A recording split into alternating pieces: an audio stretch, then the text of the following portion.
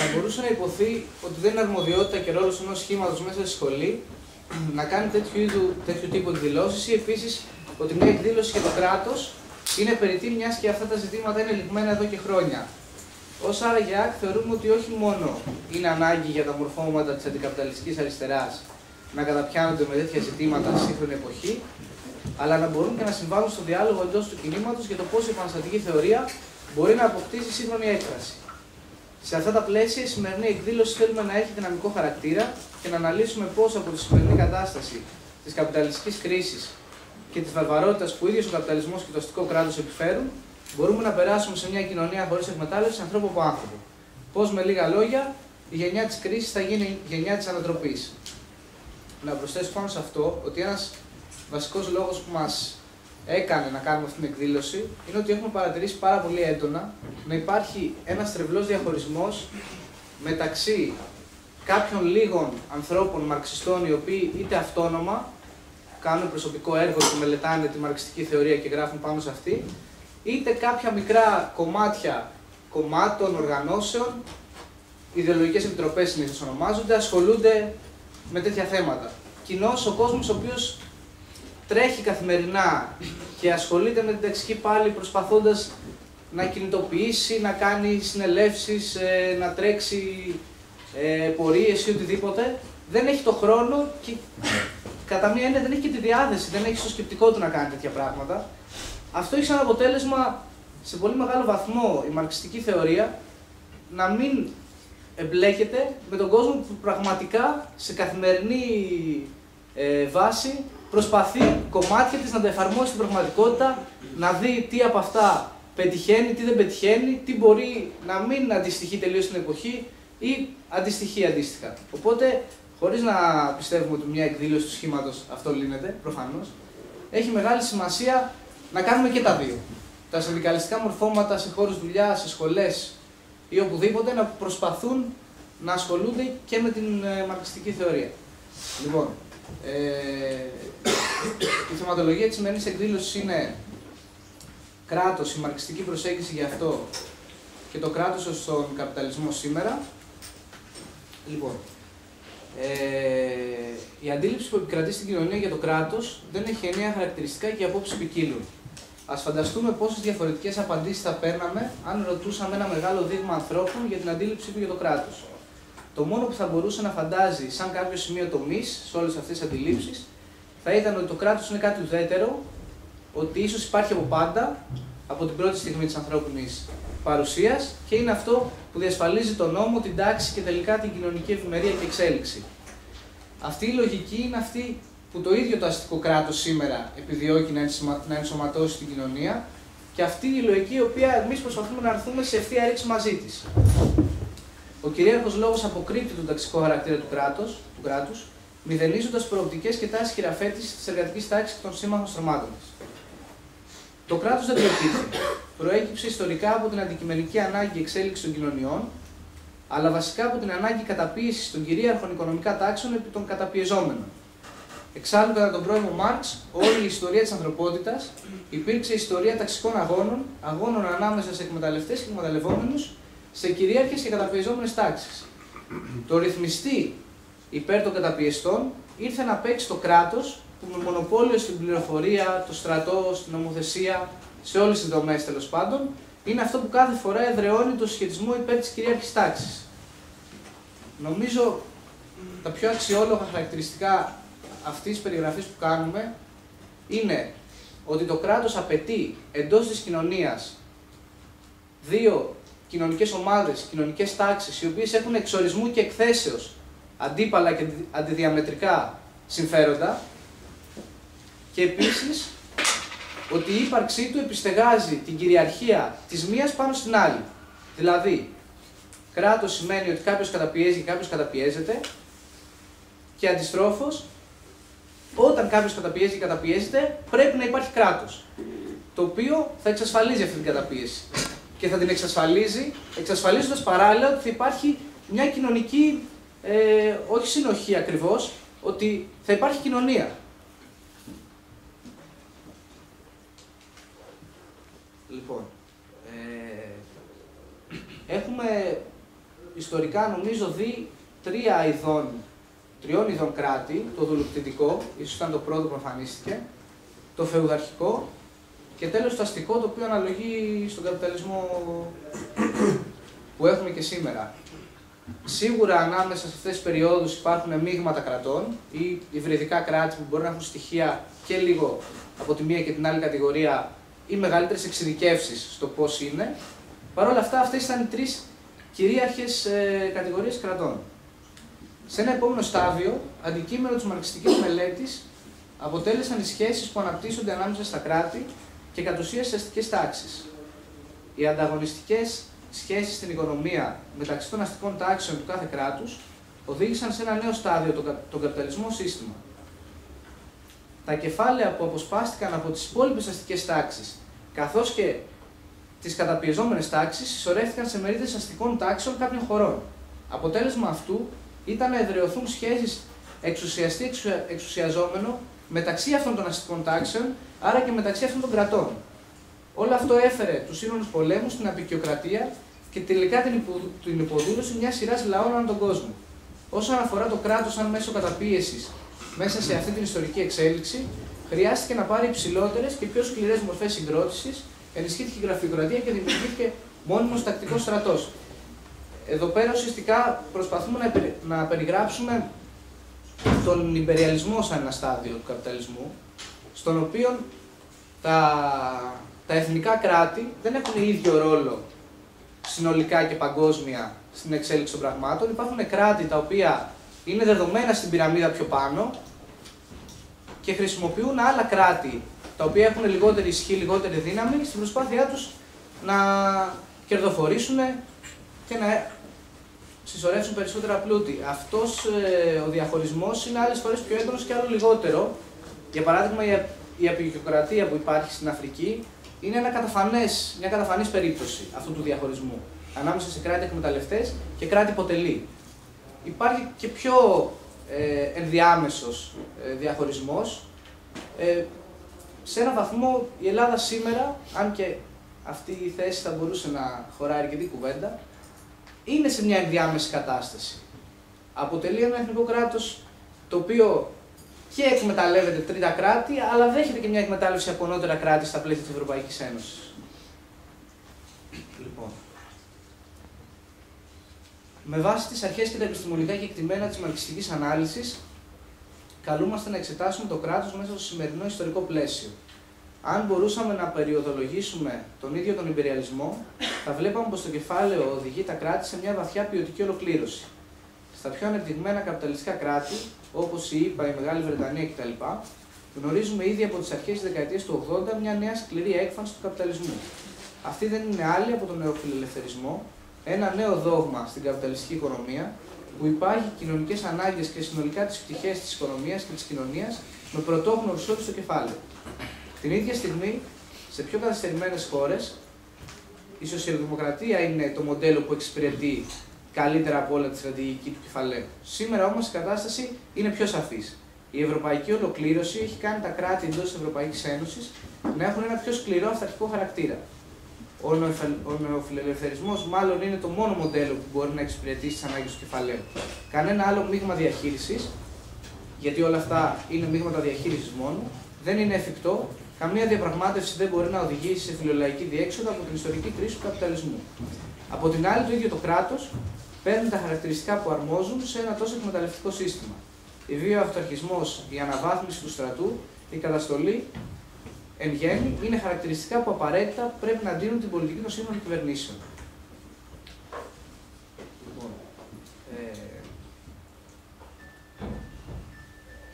σε ένα επόμενο επίπεδο παρατηρούμε στο σύγχρονο κόσμο έναν παραμερισμό του ρόλου των εθνικών κρατών με μια ταυτόχρονη δημιουργία υπερκρατών ή κάποιες φορές έναν περιορισμό του ρόλου των εθνικών κρατών με συμφωνίες. Για παράδειγμα, η Διατλαντική Συμφωνία που ψηφίστηκε πρόσφατα, η TTIP, είναι μια μορφή αυτής της κατεύθυνσης. Πλέον το κεφάλαιο εδραιώνει την κυριαρχία του παραμερίζοντας σχετικά το ρυθμιστικό ρόλο των εθνικών κρατών. Θέτει νέους όρους στο παιχνίδι και ασκεί την εξουσία πιο άμεσα παίρνοντας την νομοθεσία στα χέρια του και έχοντας πιο έφορο έδαφος για την υποτίμηση της εργατικής δύναμης των εργατικών τάξεων. Ένα συμπέρασμα το οποίο έχει ένα νόημα να υποθεί είναι ότι υπάρχει μια σχετική αυτονόμηση, κατά την άποψή μας, του κράτους από την κυρίαρχη κάθε φορά οικονομικά τάξη. Και αυτό το σχετική θέλει πολύ προσοχή, γιατί το πόσο σχετική μπορεί να δημιουργήσει έντονες παρεξηγήσεις. Αυτό που θέλουμε κυρίως να πούμε είναι ότι το κράτος αποτελεί συλλογικό εκφραστή της αστικής τάξης και όχι ατομικά του κάθε κομματιού της αστικής τάξης. Με αυτή την έννοια δεν ταυτίζεται απόλυτα με την ίδια την τάξη που κάθε φορά είναι σε κυριαρχία, αστική στην παρούσα φάση, αλλά έχει μια σχετική απόσταση από αυτή, χωρίς ποτέ βέβαια να χάνει τον πραγματικό της στόχο ως κράτος, που είναι η διασφάλιση της κυριαρχίας αυτής της τάξης πάνω σε μια άλλη. Και ο λόγος που έχει μια σχετική απόσταση από τα μεμονωμένα κομμάτια της αστικής τάξης και αποτελεί συλλογικό εκφραστή αυτής, είναι για να μπορεί να διασφαλίσει καλύτερα τα στρατηγικά της συμφέροντα. Γιατί αν σε ένα βαθμό έπεφτε στην παγίδα να εκφράσει μεμονωμένα κομμάτια κάθε φορά του κεφαλαίου, πιθανώς την ίδια στιγμή να δρούσε λανθασμένα ως προς άλλα κομμάτια, με αποτέλεσμα να μην μπορούσε να εξασφαλίσει ένα στρατηγικό διέξοδο για το κεφάλαιο. Οπότε έχει σημασία να δούμε ότι υπάρχει μια σχετική μικρή αυτοτέλεια του κράτους από το κάθε κομμάτι της αστικής τάξης, χωρίς αυτό φυσικά να αναιρεί ότι ευθυγραμμίζεται απόλυτα με τα συμφέροντα της κυρίαρχης τάξης. Λοιπόν, τέλος, στη σημερινή συγκυρία δεν θα μπορούσαμε να μην αναφέρουμε το κράτος έκτακτης ανάγκης. Ο καπιταλισμός βρίσκεται σε ένα σημείο που αδυνατεί να ξεπεράσει την κρίση του, όπως είπαμε παραπάνω. Συγκεκριμένα, μετά από 7 χρόνια κρίσης, παρουσιάζει πλήρως ανεμική ανάπτυξη, περίπου 0% στην Ευρωπαϊκή Ένωση και 3% στις ΗΠΑ, ενώ οι δείκτες ανάπτυξης συνολικά έχουν σταθεροποιηθεί σε χαμηλότερο επίπεδο σε σχέση με την προηγούμενη περίοδο και με καθοδική πορεία. Αυτό αντικειμενικά οδηγεί στην ανάγκη του κεφαλαίου για νέα πεδία κερδοφορίας, ακόμη και αν αυτό περνάει μέσα από το μονοπάτι του πολέμου. Μια τέτοια κατάσταση βλέπουμε σήμερα στη Μέση Ανατολή, όπου οι ιμπεραλιστές έρχονται σε ευθεία σύγκρουση με στόχο ένα κομμάτι από την πίτα αυτών των πεδίων. Ταυτόχρονα, οι προσφυγικές ροές που γεννά ο πόλεμος οπλίζουν το κράτος με εσωστρέφεια και τρομοκρατία. Τα τελευταία δείγματα με στρατό σε όλα τα αστικά κέντρα της Ευρωπαϊκής Ένωσης, κάθε άλλο παρατυχαία δεν είναι. Λοιπόν, εξετάζοντας τώρα το ρόλο του κράτους και πώς ένα επαναστατικό κίνημα πρέπει να το αντιμετωπίσει. Αν λοιπόν το κράτος είναι όλα τα παραπάνω, αν αποτελεί τη δομή που εξασφαλίζει, διαιωνίζει και παληθεύει την επιβολή της κυρίαρχης τάξης, αστικής τάξης στην παρούσα περίπτωση, πάνω στην εξουσιαζόμενη, εργατική, τότε ποια είναι η στάση που πρέπει να κρατήσει το όποιο επαναστατικό αντικαπιταλιστικό εργατικό κίνημα απέναντι στο κράτος. Η λέξη που χρησιμοποιούν οι κλασικοί πάνω σε αυτό είναι τσάκισμα. Και η λέξη έχει υποθεί αρκετά σκόπιμα, διότι συμπυκνώνει το πραγματικό περιεχόμενο της δράσης.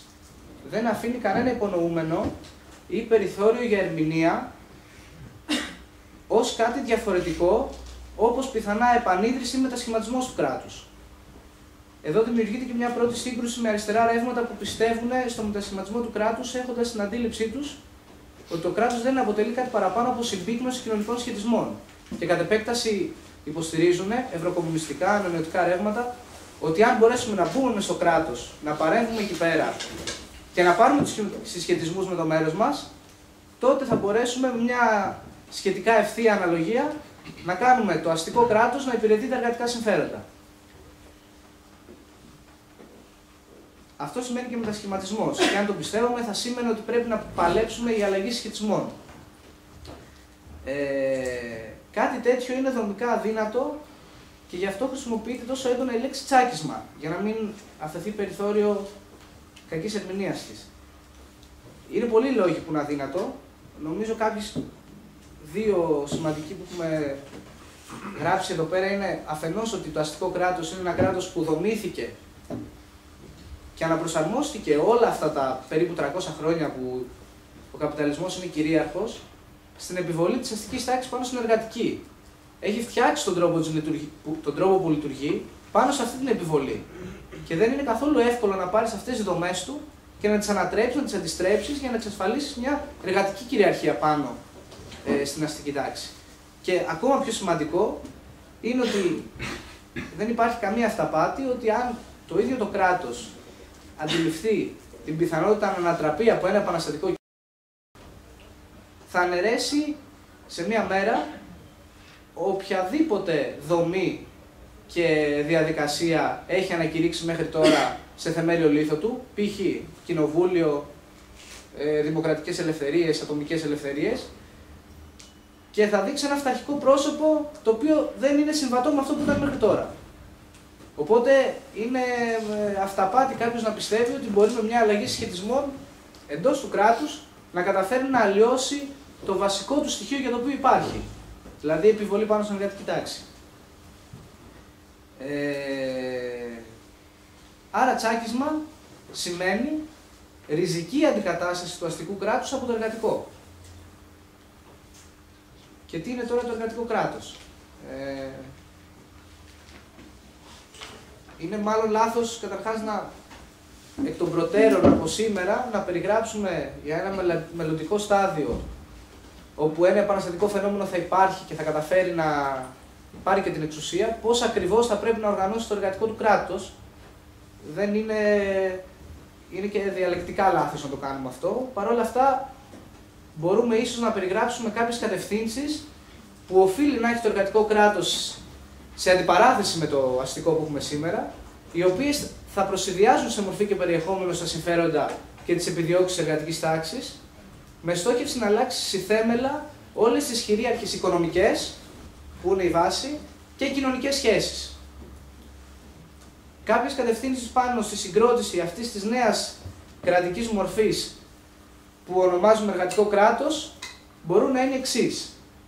Σε οικονομικό επίπεδο, αν και φυσικά όλα αυτά είναι πολύ εντάχει και δεν θα αναλύσουμε πάρα πολύ, είναι η κοινωνικοποίηση των μέσων παραγωγής με κεντρικό σχεδιασμό στην οικονομία και παραγωγή με βάση κοινωνικές ανάγκες. Δηλαδή, απόσπαση του πλούτου κατευθείαν από τα χέρια αυτών που τον κατέχουν, κοινωνικοποίησή του, κεντρικό σχεδιασμό στην οικονομία με βάση τις κοινωνικές ανάγκες, και εδώ πέρα έχουμε μια αλλαγή στην παραγωγική στόχευση. Δεν είναι μόνο ότι ο πλούτος έχει πάρθει από τα χέρια των εκμεταλλευτών, των σημερινών εκμεταλλευτών της σημερινής αστικής τάξης, είναι ότι αλλάζει και η κατεύθυνση της παραγωγής. Πάρα πολλά πράγματα που στο σημερινό κόσμο είναι χρήσιμα, γιατί εκπροσωπούν και βοηθούν το καπιταλιστικό κέρδος, σε ένα νέο σοσιαλιστικό κράτος δεν θα είναι καθόλου χρήσιμα. Είναι πάρα πολλά νομίζω αυτά τα παραδείγματα που μπορεί να σκεφτεί κανείς, που δεν θα χρειάζονται. Και θα υπάρχει μια αλλαγή εκεί. Επίσης, σε επίπεδο δομής, πρέπει να έχουμε την εργατική δημοκρατία ως τρόπο άσκησης της εξουσίας. Αυτό μπορεί να σημαίνει πάρα πολλά πράγματα. Σίγουρα σημαίνει ερετότητα και ανακλητότητα στον τρόπο αντιπροσώπευσης των εργατών. Στους αντιπροσώπους οι οποίοι θα εκφράζουν τη διοίκηση του κράτους. Κατάργηση των διευθυντικών στελεχών που παρασιτούν στην παραγωγή και στην εργασία. Αυτό έχει μια μεγάλη σημασία, γιατί ο στόχος αυτού του κράτους, του εργατικού κράτους, είναι σε ένα μεταβατικό πεδίο να μπορέσει να βάλει τον κόσμο σε μια λογική διοίκησης και ο ίδιος και συμμετοχή, ενεργής συμμετοχής στα κοινά, με σκοπό να πάρει και εμπειρία από τη διοίκηση και κυρίως να μπορεί να ελέγχει την όποια πιθανή στρέβλωση που θα συμβεί στο νέο αυτό μοντέλο. Να έχει δηλαδή έναν άμεσο έλεγχο. Εργασία για όλους με βάση τις δυνατότητές τους. Επίσης, σημαντικό ακόμα στοιχείο. Κατάργηση της αστυνομίας και του στρατού ως αυτονομημένου τμήματος, όπως υπάρχουν στο σημερινό αστικό κράτος. Το εργατικό κράτος οφείλει να διασφαλίζει τη δυνατότητα του υποκειμένου, του οποίου εξασφαλίζει τα συμφέροντα, δηλαδή η εργατική τάξη, να επιβάλλει τη βούλησή του. Να μπορεί δηλαδή άμεσα η τάξη, η οποία κάνει κουμάντο στην εξουσία και δράει για τον εαυτό της, να μπορεί να επιβάλλει τη βούλησή της. Άρα τα ένοπλα και κατασταλτικά τμήματα του εργατικού κράτους οφείλουν να είναι σε μια άμεση σχέση με την εργατική τάξη, οργανική. μαζί της. Λοιπόν, από εκεί και πέρα, φυσικά όπως είπα και στην αρχή, τώρα αυτά είναι κάποιες κατευθύνσεις που θα πρέπει να έχει το όποιο εργατικό κράτος μπει στη θέση του αστικού.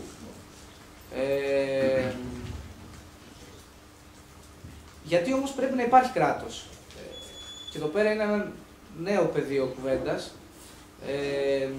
Όπως είπαμε και πριν, το όποιο κράτος εκπροσωπεί μια καταπίεση κάποιον πάνω σε κάποιους άλλους.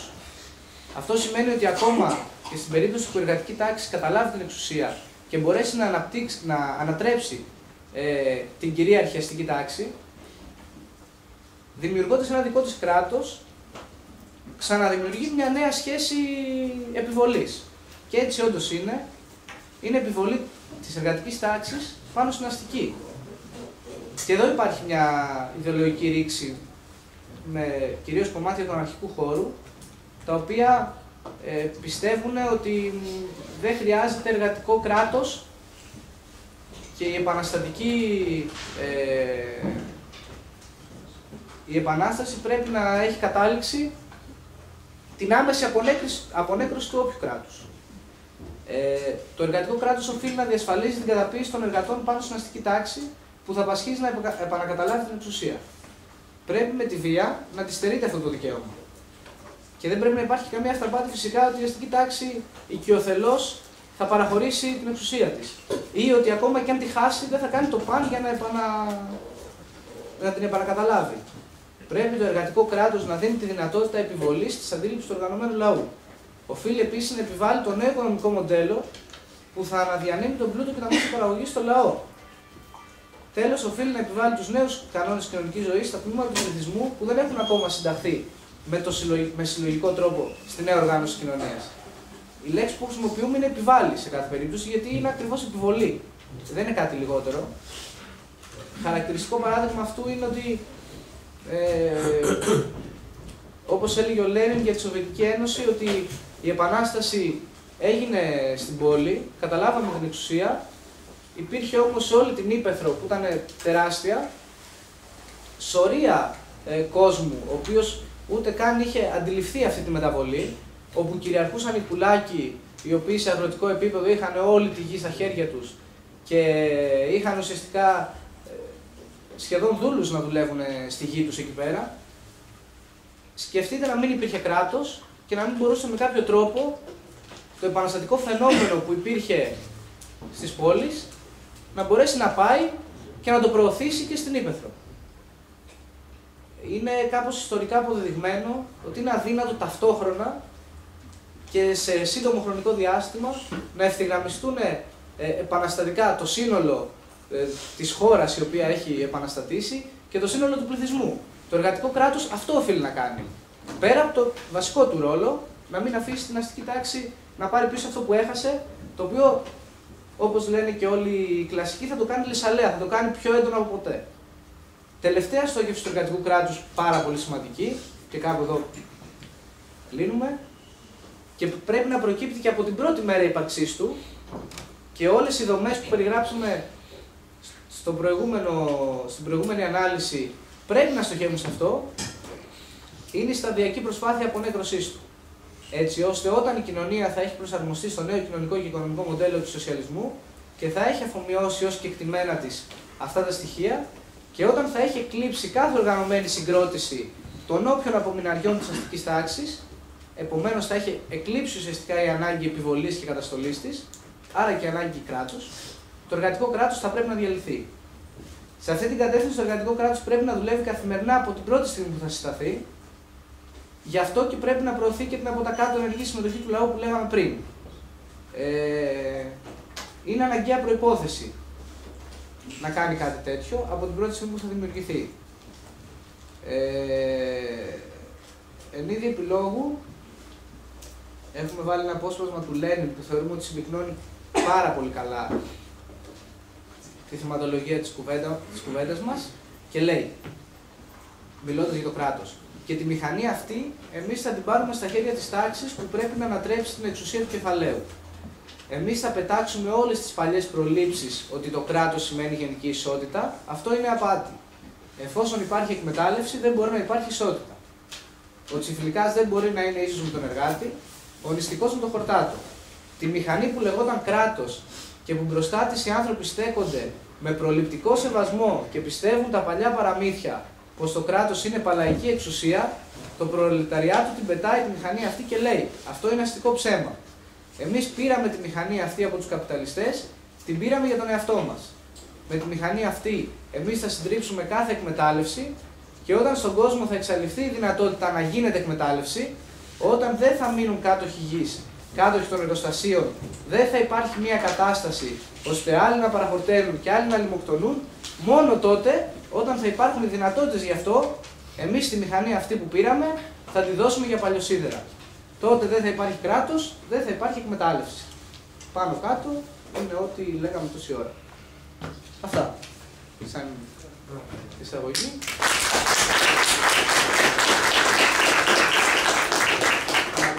Να πω ότι θα μιλήσει ο κύριος Παυλίδης πάνω στο θέμα και μετά όποιος θέλει φυσικά θα γίνει ανοιχτή κουβέντα.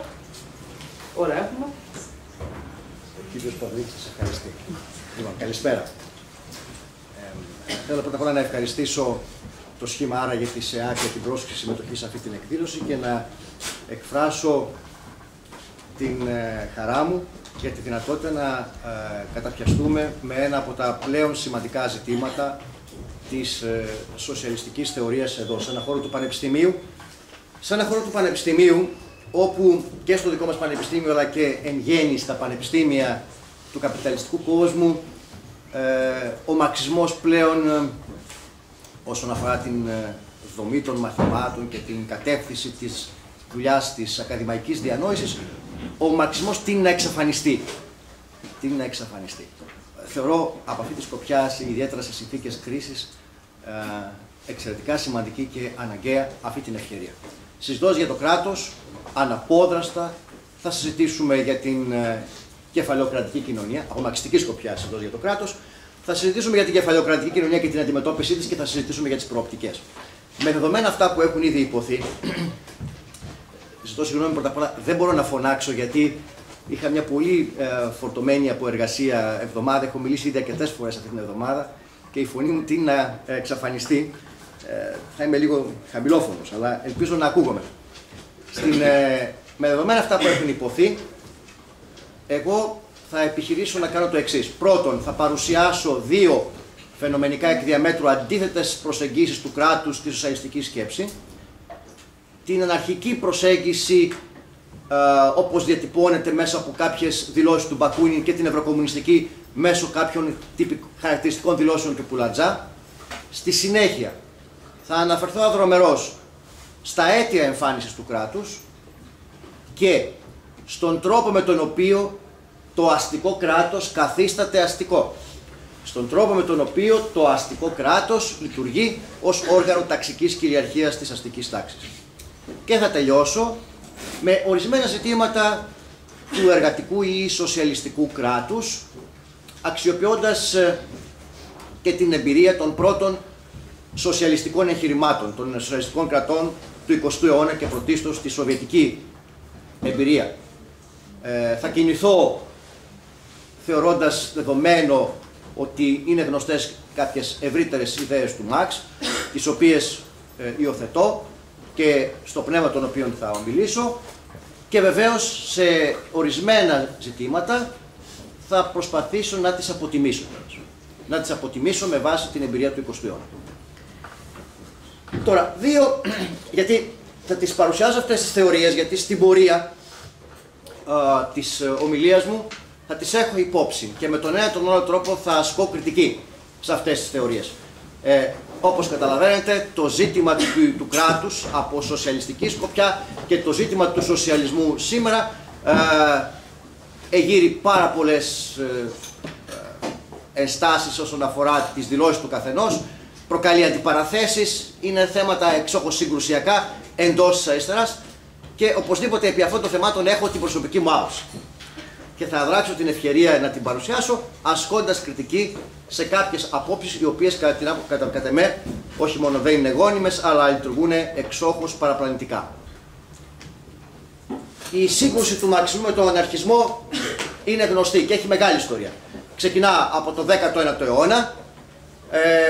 Κορυφαία στιγμή της ήταν η αντιπαράθεση του Μάρξ με τον Μπακούνιν στην πρώτη στη Διεθνή Ένωση των Εργαζομένων, και βεβαίως από μαρξιστική σκοπιά υπάρχουν πολύ σοβαρές ενστάσεις απέναντι στην αναρχική αντίληψη του κράτους και της κοινωνίας.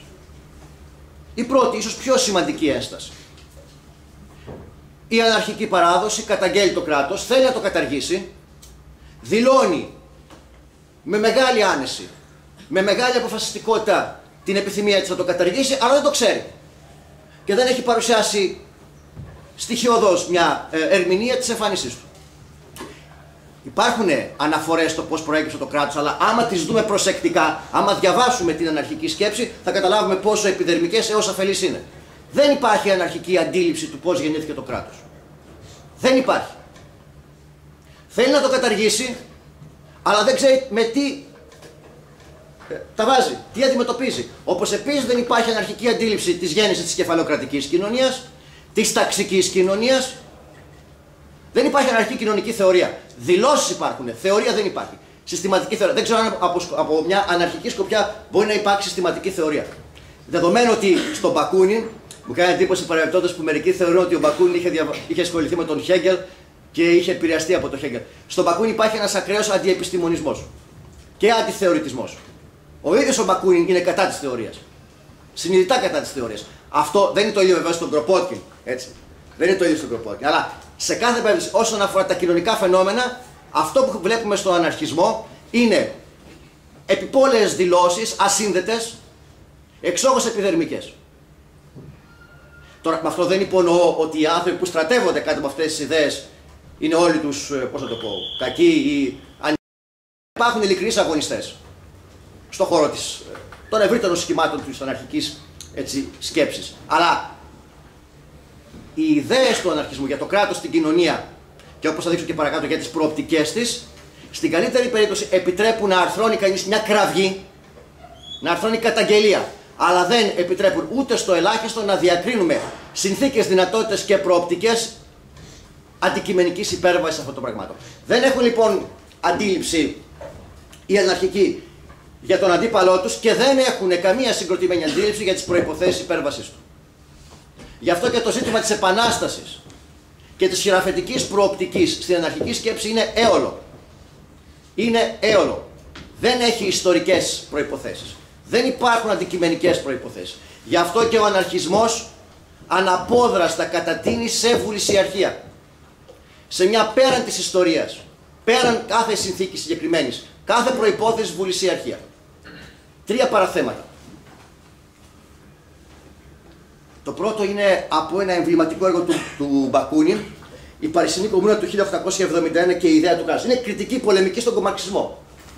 Είναι ιδιαίτερα εξ αφορμής της Κομμούνας του Παρισιού, υπήρξε μια έξαρση αντιπαράθεσης θεωρητικής μεταξύ Μάρξ και Μπακούνιν.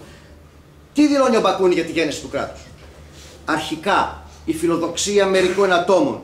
Έπειτα, η φιλοδοξία μερικών κοινωνικών τάξεων καθιέρωσαν την υποδούλωση και την κατάκτηση σαν κυρίαρχο κανόνα.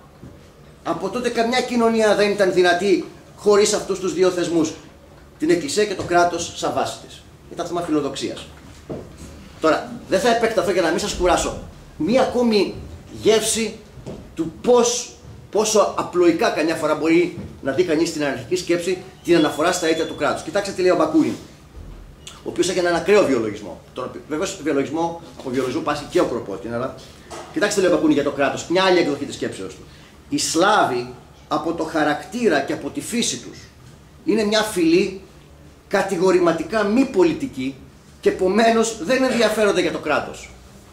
Ενώ οι Γερμανοί, πάει στους Γερμανούς μετά, το γερμανικό κράτος απορρέει από το γερμανικό αίμα, το γερμανικό ένστικτο, από το πάθος προς την κρατική εξουσία και τάξη. Από το έργο του Μπακούνιν, κρατισμός και αναρχία. Τώρα, αν έτσι έχουν τα πράγματα, τι γίνεται με την Επανάσταση? Από πού θα προκύψει η Επανάσταση? Λέει πάρα πολλά ο Μπακούνιν. Λέει πάρα πολλά. Όμως, κατ' ουσίαν η Επανάσταση είναι κάτι που μπορεί να προκύψει πάντα και ποτέ. Και οποτεδήποτε. Δεν υπάρχουν σαφείς προϋποθέσεις Επανάστασης. Δεν υπάρχει καμία αντικειμενική εξέλιξη στις κοινωνικές σχέσεις και στις ταξικές σχέσεις που να προκαλεί Επανάσταση. Γι' αυτό και ο Μπακούνιν καταλήγει. Μια λαϊκή εξέγερση από την ίδια της τη φύση είναι ενστικτώδης, χαοτική και καταστρεπτική και απαιτεί πάντοτε προσωπικές θυσίες. Οι μάζες είναι πάντοτε έτοιμες να θυσιαστούν. Και αυτός είναι ο λόγος που τις μετατρέπει σε μια κτηνώδη και άγρια ορδή. Είναι στα ένστικτα του λαού. Μιλάει πάρα πολύ εύκολα για τα ένστικτα ο Μπακούνιν. Είναι στα ένστικτα του λαού η Επανάσταση. Στα ένστικτα. Ποιο είναι το υποκείμενο της Επανάστασης? Εδώ τώρα φαίνεται ότι ο Μπακούνιν, θα διαβάσω το παράδειγμα και θα δείξω ποιες είναι οι κοινωνικές καταβολές της μπακουνικής εκδοχής του αναρχισμού. Υπάρχουν δύο κοινωνικά πλαίσια εντός των οποίων γεννήθηκε ο αναρχισμός. Ποιο είναι το κοινωνικό υποκείμενο της Επανάστασης? Λέγοντας αφρόκρεμα του προλεταριάτου, εννοώ πάνω απ' όλα εκείνη τη μεγάλη μάζα, εκείνα τα εκατομμύρια των ακαλλιέργητων, των απόκληρων, των εξαθλιωμένων, των αγράμματων, τους οποίους οι κύριοι Μάρξ και Έγκελς θα υπότασαν κάτω από την πατρική εξουσία με μια ισχυρή κυβέρνηση. Φυσικά για την ίδια τη σωτηρία των ανθρώπων. Είναι εμφανές ότι ο Μπακούνιν, γενικότερα η αναρχική σκέψη, δεν μπόρεσε να δει την ταξική κοινωνία και ιδιαίτερα την καπιταλιστική κοινωνία από τη σκοπιά της προοδευτικής της σημασίας. Γι' αυτό και δεν μπορούν να διακρίνουν το ρόλο της εργατικής τάξης, του φορέα της τεχνολογίας και της βιομηχανίας.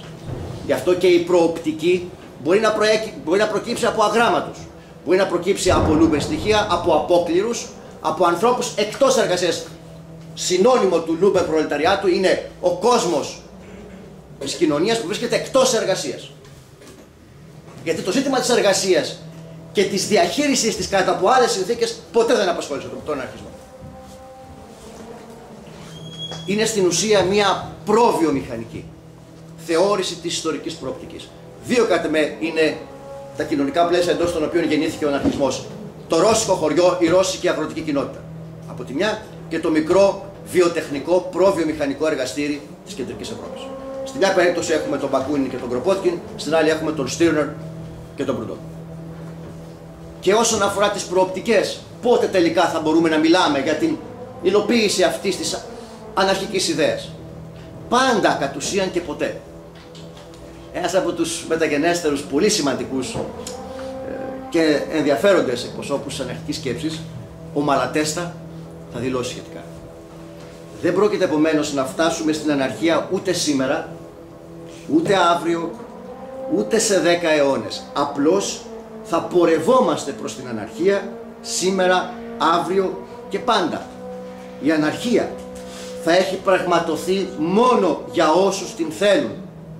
Θα επεκτείνεται έτσι, θα κερδίζει σιγά σιγά τους ανθρώπους και τα πράγματα μέχρι που θα αγκαλιάσει όλους τους ανθρώπους και όλες τις εκδηλώσεις της ζωής. Είναι μια διαδικασία δηλαδή εσωτερικής μεταμόρφωσης των ανθρώπων, εντός οπωσδήποτε των αγώνων τους, εντός των κοινοτήτων τους. Είναι ένας κόσμος που διαρκώς θα πορεύεται στην αναρχία μέσα από μια εσωτερική μεταμόρφωση, χωρίς τη διεκδίκηση του μεγάλου σχεδίου, χωρίς τη διεκδίκηση της μεγάλης, συντεταγμένης και βίαιης ανατροπής, χωρίς τη διεκδίκηση της επιβολής των νέων σχέσεων. Δεν επιβάλλονται οι νέες σχέσεις. Αυτό είναι οπωσδήποτε ζήτημα τιμής και τους αναρχικούς.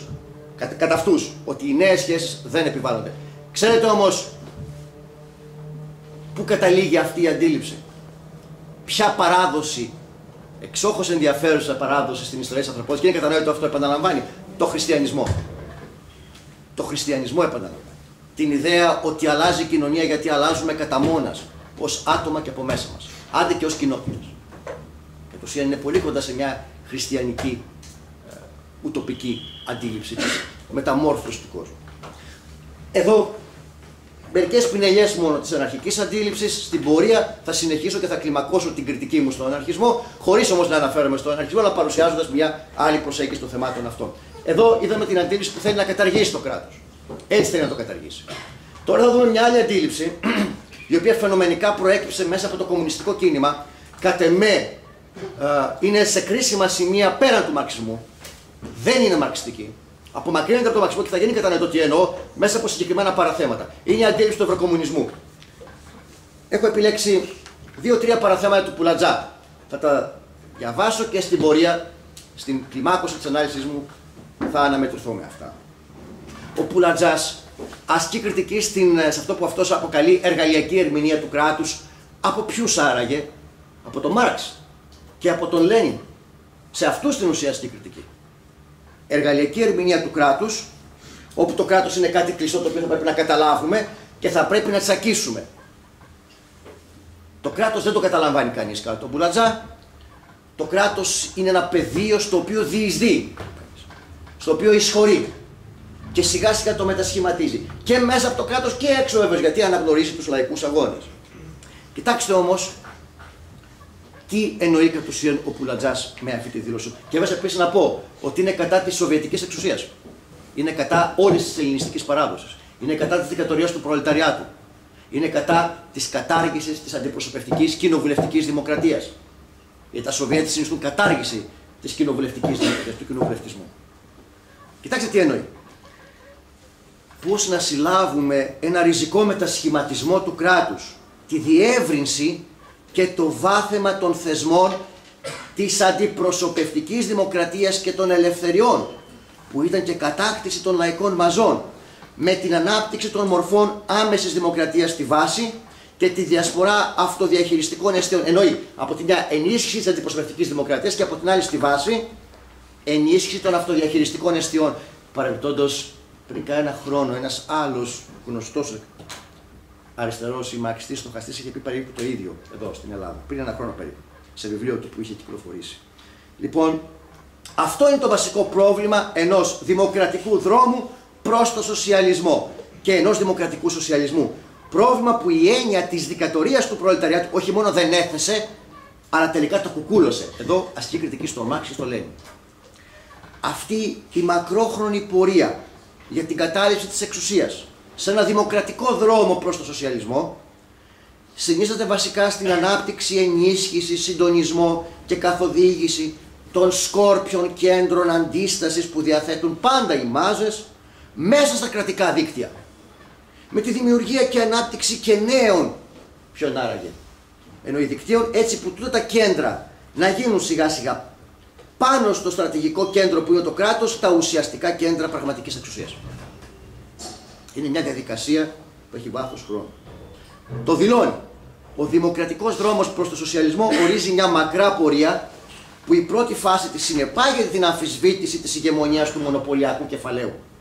Όχι όμως την απότομη ανατροπή του πυρήνα των σχέσεων παραγωγής. Και συνεχίζει. Ριζικός μετασχηματισμός του κρατικού μηχανισμού σε έναν δημοκρατικό δρόμο προς το σοσιαλισμό σημαίνει ότι δεν μπορεί να γίνεται πια λόγος για εκείνο που ονομάστηκε παλιά σπάσιμο, η καταστροφή αυτού του μηχανισμού. Πρέπει να πάρουμε θέση πάνω σε αυτό το ζήτημα. Αν ο δημοκρατικός δρόμος προς τον σοσιαλισμό και ο δημοκρατικός σοσιαλισμός σημαίνουν επίσης πλουραλισμό πολιτικό, πλουραλισμό κομμάτων και ιδεολογικό, εννοεί πλουραλισμό, αναγνώριση του ρόλου της καθολικής ψηφοφορίας, επέκταση και βάθημα όλων των πολιτικών ελευθεριών και για τους αντιπάλους, τότε δεν μπορούμε πια να χρησιμοποιούμε τον όρο σπάσιμο ή καταστροφή του κρατικού μηχανισμού, εκτός και αν παίζουμε με τις λέξεις. Δεν υπάρχει εδώ η τομή, δεν υπάρχει εδώ η ρήξη. Υπάρχει μια διείσδυση, οπωσδήποτε, των λαϊκών αγώνων μέσα στο κράτος, σταδιακά, με όλους, προσέξτε, τους βασικούς θεσμούς του αστικού κράτους, οι οποίοι θα εκδημοκρατιστούν. Στην ουσία εδώ έχουμε τη συνέχιση του 1789 της Γαλλικής Επανάστασης. Αυτό το κράτος. Και τι θα είναι επίσης αυτό που θα συνοδεύει αυτή τη διαδικασία? Η δημιουργία θεσμών αυτοδιαχείρισης κάτω, εστιών, κέντρων αυτοδιαχείρισης. Δουλεύουμε και μέσα στο κράτος και απ' έξω. Έτσι. Βεβαίως όμως, αυτό ξέρετε που δεν εξετάζει ο Πουλατζάς ποτέ, όσο τουλάχιστον γνωρίζω το έργο του. Δεν εξέτασε, δεν πραγματεύτηκε, είναι πώς, σε ποια κατεύθυνση, με ποιο τρόπο θα αλλάξουν σε ένα τέτοιο εγχείρημα οι σχέσεις παραγωγής, οι ουσιώδεις, κρίσιμες σχέσεις μεταξύ των ανθρώπων και πώς ένα τέτοιο κράτος όπως το περιγράφει μπορεί να σηκώσει στους ώμους του την αλλαγή των σχέσεων παραγωγής. Είπε ο προαλής σας, αναφέρεται σε αυτά τα θέματα. κατ' ουσίαν αυτό το κράτος δεν είναι κατάλληλο για την αλλαγή των σχέσεων παραγωγής. Ούτε στη μια εκδοχή του της κοινοβουλευτικής αντιπροσωπευτικής δημοκρατίας είναι κατάλληλο, και θέλω αυτό να το τονίσω τώρα το δεύτερο, ούτε με τη μορφή των εστιών αυτοδιαχείρισης. Με εστίες, θέλω να το τονίσω γιατί υπάρχουν εδώ πέρα πολλές σύγχρονες αντιλήψεις περί αυτού. Με εστίες αυτοδιαχείρισης δεν αλλάζει μια βιομηχανική κοινωνία. Και όταν τίθεται το ζήτημα, πολλοί το θέτουν, καλό θα ήταν να μας εξηγήσουν αυτοδιαχείριση, έστω και αυτοδιαχείριση, σημαίνει πάντα κάτι τεινός. Σημαίνει ότι διαχειρίζεσαι κάτι. Αν πρόκειται να διαχειριστούμε τις πλατείες και τους κήπους της γειτονιάς μας, το αν θα φυτέψουμε γαρίφαλα, ζουμπούλια ή τριαντάφυλλα, τότε σαφώς θα υπάρχει αυτοδιαχείριση και σε πολλά πράγματα θα υπάρχει αυτοδιαχείριση. Καμία βιομηχανική κοινωνία με πληθώρα αλληλεπιδράσεων μεταξύ των παραγωγών, με πολύπλοκα δίκτυα παραγωγής, δεν μπορεί να λειτουργήσει στα πλαίσια τοπικής αυτοδιαχείρισης. Αυτό μπορώ να το εξηγήσω, το λέω λίγο δηλωτικά, αφοριστικά και προκλητικά αν θέλετε, αλλά έχοντας υπόψη αυτές τις δύο φαινομενικά εκ διαμέτρου αντίθετες απόψεις, η μία θέλει να καταργήσει άμεσα το κράτος, η άλλη θέλει να το διαιωνίσει. Η άλλη θέλει το αστικό κράτος μάλιστα να το διαιωνίσει. Χωρίς να βλέπει καν την αλλαγή της υλικής του υπόστασης που είναι η σχέση παραγωγής και χωρίς να αξιολογεί κατά πόσο αυτό το κράτος μπορεί να υπηρετήσει την αλλαγή των σχέσεων παραγωγής. Ο Πουλατζάς δεν το θέτει αυτό το ζήτημα. Κατ' ουσίαν θα ήθελα να το πω λίγο επίσης εμφατικά, η αντίληψη αυτή του Πουλατζά είναι με τέτοια αντίληψη που δεν προτίθεται να σπάσει τα αυγά, να κάνει καμιά ρήξη, να συγκρουστεί με κανένα. Είναι ένα μη βίαιο σαφώς μοντέλο, όταν σαφώς υπονοεί, έτσι, θεωρεί αυτονόητο ότι στη θέση της παραίτησης από την βία των προλεταρίων έναντι των αστών θα παραμείνει η βία των αστών. Θα παραμείνει η βία των κεφαλοκρατικών σχέσεων παραγωγής. Γι' αυτό και δεν μιλάει για ριζική αλλαγή των σχέσεων παραγωγής και των σχέσεων ιδιοκτησίας. Το πολύ να ελέγξουμε το μονοπωλιακό κεφάλαιο, πώς δεν μας το λέει. Τώρα, θα προχωρήσω κάνοντας ορισμένες επισημάνσεις από μια οπτική όχι τόσο ίσως διαδεδομένη για το πώς προέκυψε το κράτος και θα επιχειρήσω να απαντήσω στο ερώτημα τι είναι αυτό που καθιστά το αστικό κράτος αστικό κράτος, κράτος της αστικής τάξης και σε τι συνίσταται ο εργαλειακός του χαρακτήρας. Γιατί θα μπορούσε να είναι νόμιμη η ιδέα του κράτους μηχανισμού ή του κράτους εργαλείου. Έτσι. Με ποιο τρόπο μπορούμε να κατανοήσουμε τις έννοιες αυτές, αν έχουν κάποια σημασία που κατά με έχουν.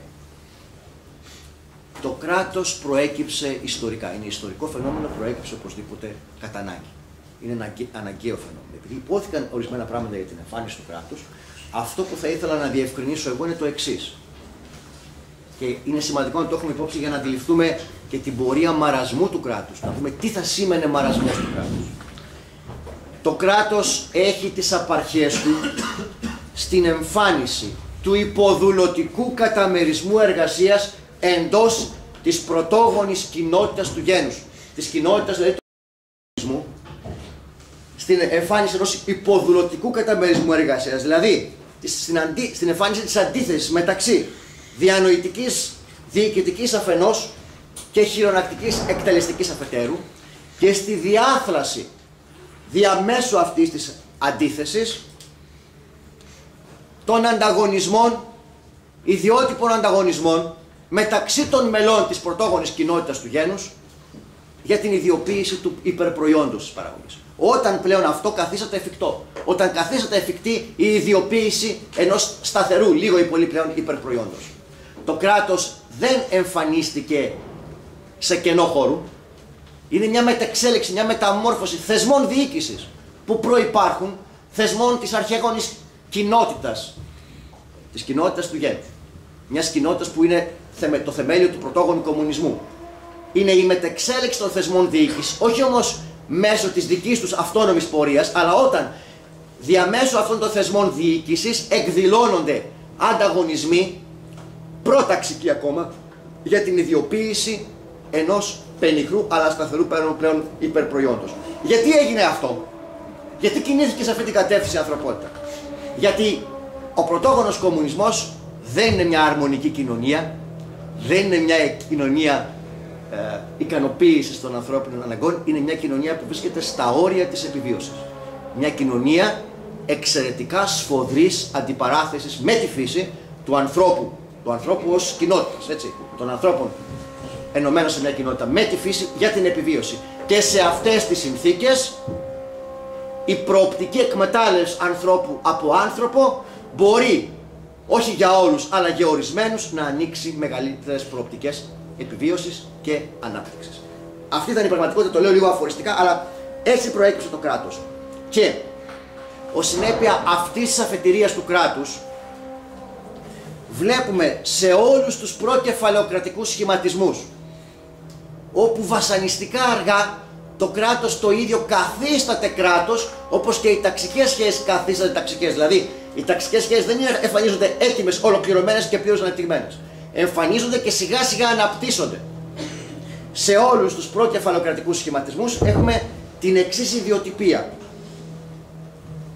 Οι κυρίαρχες τάξεις εν πολλοίς ταυτίζονται με την κρατική μηχανή.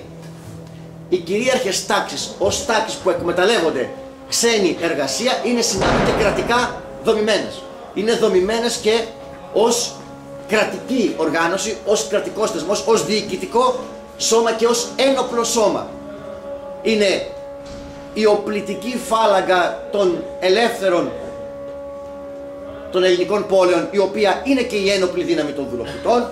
Είναι το υποτικό υπηκό, η στρατιωτική ένοπλη δύναμη των φεουδαρχών, η οποία διασφαλίζει την κυριαρχία της τάξης των φεουδαρχών, αλλά διασφαλίζει και την απόσπαση του υπερπροϊόντος από τους παραγωγούς. Γιατί τώρα αυτό? Και το λέω για να παρακολουθήσουμε την αλλαγή που συμβαίνει κατά τη μετάβαση στην κεφαλοκρατία. Η κυρίαρχη τάξη είναι οργανωμένη και ως κρατική τάξη. Έτσι. Και εν πολλοίς, όχι απόλυτος, αλλά εν πολλοίς, είναι οργανωμένη δηλαδή και ως σώμα που ασκεί βία και διοίκηση. Γιατί συμβαίνει αυτό? Γιατί στους προκεφαλοκρατικούς σχηματισμούς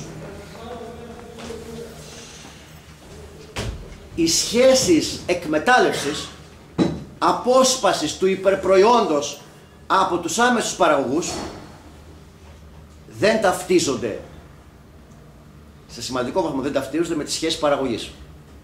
Αυτό είναι ένα πολύ κρίσιμο θέμα για να καταλάβουμε την ιστορική εξέλιξη της ανθρωπότητας, αν αντιληφθούμε ότι οι ταξικές σχέσεις όπως βλέπουμε στον καπιταλισμό δεν υπάρχουν με τον ίδιο τρόπο, το ίδιο ανεπτυγμένες στις προκαπιταλιστικές κοινωνίες. Τι εννοώ? Εννοώ το εξής: η εκμετάλλευση του δούλου και η εκμετάλλευση του δουλοπάρικου ως σχέση εκμετάλλευσης συνιστούν εν πολλοίς φαινόμενα εξωοικονομικής βίας. Δεν εμπλέκονται οπωσδήποτε, αλληλεπιδρούν με τις σχέσεις παραγωγής, με τις σχέσεις που είναι αναγκαίες για να πραγματοποιηθεί η παραγωγή. Αλλά η παραγωγική δραστηριότητα του αρχαίου κόσμου μπορεί να πραγματοποιηθεί και η σχέση μεταξύ των παραγωγών και χωρίς να υπάρχει η δουλοκτησία και η εκμετάλλευση του δούλου. Η εκμετάλλευση του δούλου είναι κάτι που υφίσταται, επηρεάζει την παραγωγή, αλλά ως σχέση εκμετάλλευσης, ως ταξική σχέση, διατηρεί ακόμα στοιχεία εξωτερικά προς τις σχέσεις παραγωγής μεταξύ των παραγωγών. Εδώ πέρα ένα στοιχείο. Η πληθώρα των παραγωγών του αρχαίου κόσμου δεν είναι οι δούλοι. Δεν είναι οι δούλοι. Είναι οι μικροκαλλιεργητές και οι μικροβιωτές.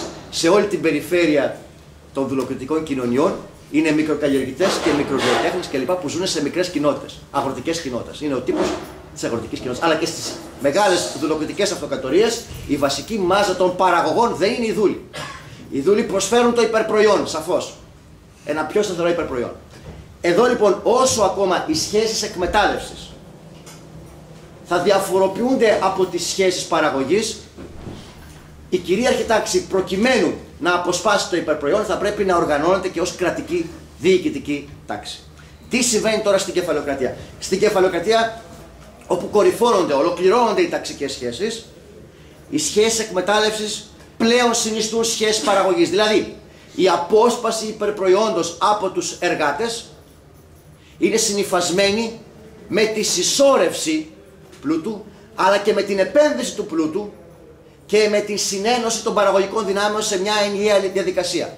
Εδώ δηλαδή, οι σχέσεις παραγωγής είναι και σχέσεις εκμετάλλευσης, άρα η κυρίαρχη τάξη δεν χρειάζεται να είναι οργανωμένη διοικητικά και κρατικά, προκειμένου να διασφαλίσει την απόσπαση του υπερπροϊόντος μέσα από την υλικότητα, την αντικειμενικότητα των σχέσεων παραγωγής που διασφαλίζουν την εκμετάλλευση. Αυτές οι σχέσεις παραγωγής διασφαλίζουν και τη λειτουργία του συνόλου του παραγωγικού οργανισμού. Η κυρίαρχη τάξη, χωρίς να είναι άμεσα διοικητική, μπορεί να αποσπάει υπερπροϊόν. Αν εδώ επί αυτόν, ίσως να είναι λίγο δυσνόητα αυτά που λέω, αν υπάρχει ερώτηση θα τη διευκρινίσω στην πορεία. Τι σημαίνει αυτό? Πλέον στον καπιταλισμό η κυρίαρχη τάξη δεν είναι αναγκαίο να συνιστά κράτος.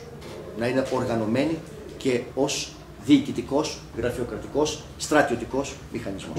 Το κράτος πλέον εδώ πέρα σε μέγιστο βαθμό αποσπάται από την κυρίαρχη τάξη. Δηλαδή δεν έχει μια άμεση ταύτιση.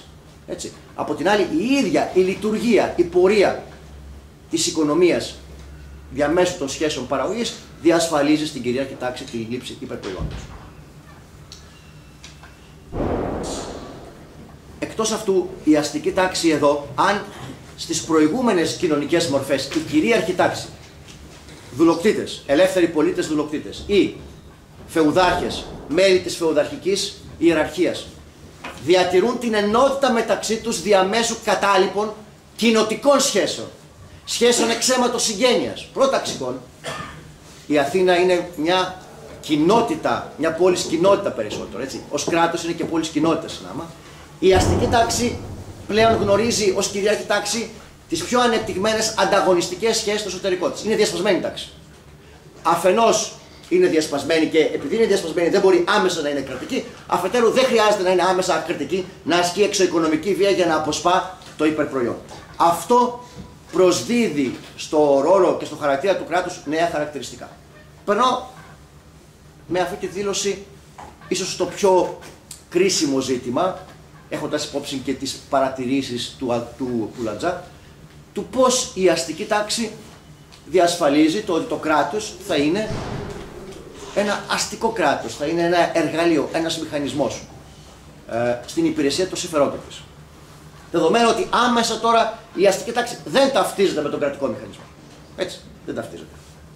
Θα ανιχνεύσω τον έλεγχο της αστικής τάξης πάνω στο κράτος σε τρία πεδία. Το πρώτο αφορά την υλικότητα, τον υλικό χαρακτήρα των κεφαλαιοκρατικών σχέσεων παραγωγής. Κάτι που ήδη το ανέφερα, θα ήθελα αυτό να το διαπίσω περαιτέρω. Η αστική τάξη ελέγχει το κράτος πρώτον με έναν αυθόρμητο τρόπο διαμέσου της ιστορικής αναγκαιότητας των κεφαλαιοκρατικών σχέσεων παραγωγής εντός συγκεκριμένων συνθηκών. Ο πρώτος τρόπος ελέγχου του κράτους έχει να κάνει με το εξής. Ο κρατικός μηχανισμός δεν είναι αυθύπαρκτος, δεν μπορεί να αυτοσυντηρηθεί, υπάρχει, συντηρείται και μπορεί να ικανοποιεί τα προνόμια του στο βαθμό που λειτουργεί η κεφαλαιοκρατική οικονομία. Τώρα, η κεφαλαιοκρατική όμως οικονομία δεν είναι κάτι που το αστικό κράτος μπορεί, ή το όποιο κράτος, να δημιουργεί, να τροποποιεί και να αλλάζει κάτω το δοκούν. Η κεφαλαιοκρατική οικονομία για μια μεγάλη περίοδο της ιστορικής εξέλιξής της, και να φανταστούμε ότι ακόμα και στον 20ο αιώνα η κεφαλαιοκρατική οικονομία είναι σε μια ανωδική πορεία. Είναι ένα άλλο μεγάλο θέμα πώς μπορούμε να αντιληφθούμε το ζήτημα της παρακμής αυτής της κοινωνίας. Ένα πολύ μεγάλο θέμα. Λοιπόν, στο βαθμό που είναι ιστορικά αναγκαία, είναι μια οικονομία που έχει υλικά στοιχεία ανεξάρτητα, αντικειμενικά δηλαδή και ανεξάρτητα από τη συνείδηση και τη βούληση των ανθρώπων.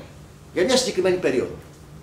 Είναι δηλαδή μια οικονομία η οποία μέσω των κεφαλαιοκρατικών σχέσεων διασφαλίζει τι? Τη λειτουργία του κοινωνικού καταμερισμού εργασίας, την ενότητα μέσω του ανταγωνισμού, των κατακερματισμένων παραγωγών, των κατακερματισμένων παραγωγικών δυνάμεων, των κατακερματισμένων μέσων παραγωγής, των εργαζομένων μεταξύ τους. Διασφαλίζει την ενότητα όλων αυτών και διασφαλίζει την επιβίωση, την ύπαρξη της κοινωνίας. Για μια μεγάλη περίοδο της ανθρωπότητας, έτσι, σημαντική περίοδο, οι κεφαλαιοκρατικές σχέσεις είναι αναπόδραστες. Αυτό ο κρατικός μηχανισμός, ο οποίος υπάρχει επειδή υπάρχει η παραγωγή, επειδή υπάρχει η οικονομία και επειδή σε συγκεκριμένες συνθήκες η οικονομία είναι αναπόδραστα κεφαλαιοκρατική, αυτό ο κρατικός μηχανισμός το βρίσκει ως δεδομένο. Το βρίσκει ως δεδομένο και δεν μπορεί να μην το αποδεχτεί. Να μην το αντιμετωπίσει ως κάτι δεδομένο, φυσικό και αναπόδραστο. Και να μην το υπηρετήσει. Αυτό το βλέπουμε, ξέρετε, πότε αρχίζει το κράτος να υπηρετεί τις κεφαλοκρατικές σχέσεις πολύ πριν γίνει κατεξοχήν αστικό. Το απολυταρχικό κράτος είναι ακόμα ένα φεουδαρχικό κράτος, αλλά είναι το απολυταρχικό κράτος που διεξάγει απικιακούς πολέμους για να δημιουργήσει αγορές και είναι το απολυταρχικό κράτος που ασκεί πολιτική προστατευτισμού. Έτσι. Βλέπουμε δηλαδή ότι ο κρατικός μηχανισμός στον βαθμό που δεν είναι αυθύπακτος, δεν είναι αυτοσυντήρητος, δεν μπορεί να μην λάβει υπόψη, δεν μπορεί να μην υπακούσει στις αντικειμενικές για μια μεγάλη ιστορική περίοδο. Άλλο τι θα γίνει σε μια περίοδο εκτεταμένης παρακμής και αποσταθεροποίησης αυτού του συστήματος. Αλλά όσο οι κεφαλοκρατικές σχέσεις είναι ιστορικά αναγκαίες, με έναν αυθόρμητο τρόπο ο κρατικός μηχανισμός τις βλέπει μπροστά του ως κάτι έτοιμο, δεδομένο, αναπόδραστο, το οποίο πρέπει να υπηρετεί γιατί από αυτές συντηρείται. Από αυτές τις σχέσεις συντηρείται και ο ίδιος. Διαμέσου των αστικών κεφαλοκρατικών σχέσεων παραγωγής επιβιώνει, υπάρχει και αναπτύσσεται όλη η κοινωνία. Πολύ περισσότερο να ξέρετε, ας το επισημάνουμε και αυτό, που είναι δυναμικές σχέσεις. Είναι οι πιο δυναμικές σχέσεις στην ιστορία της ανθρωπότητας. Είναι καταστροφικές, είναι εξόχως καταστροφικές και συνάμα εξόχως δυναμικές.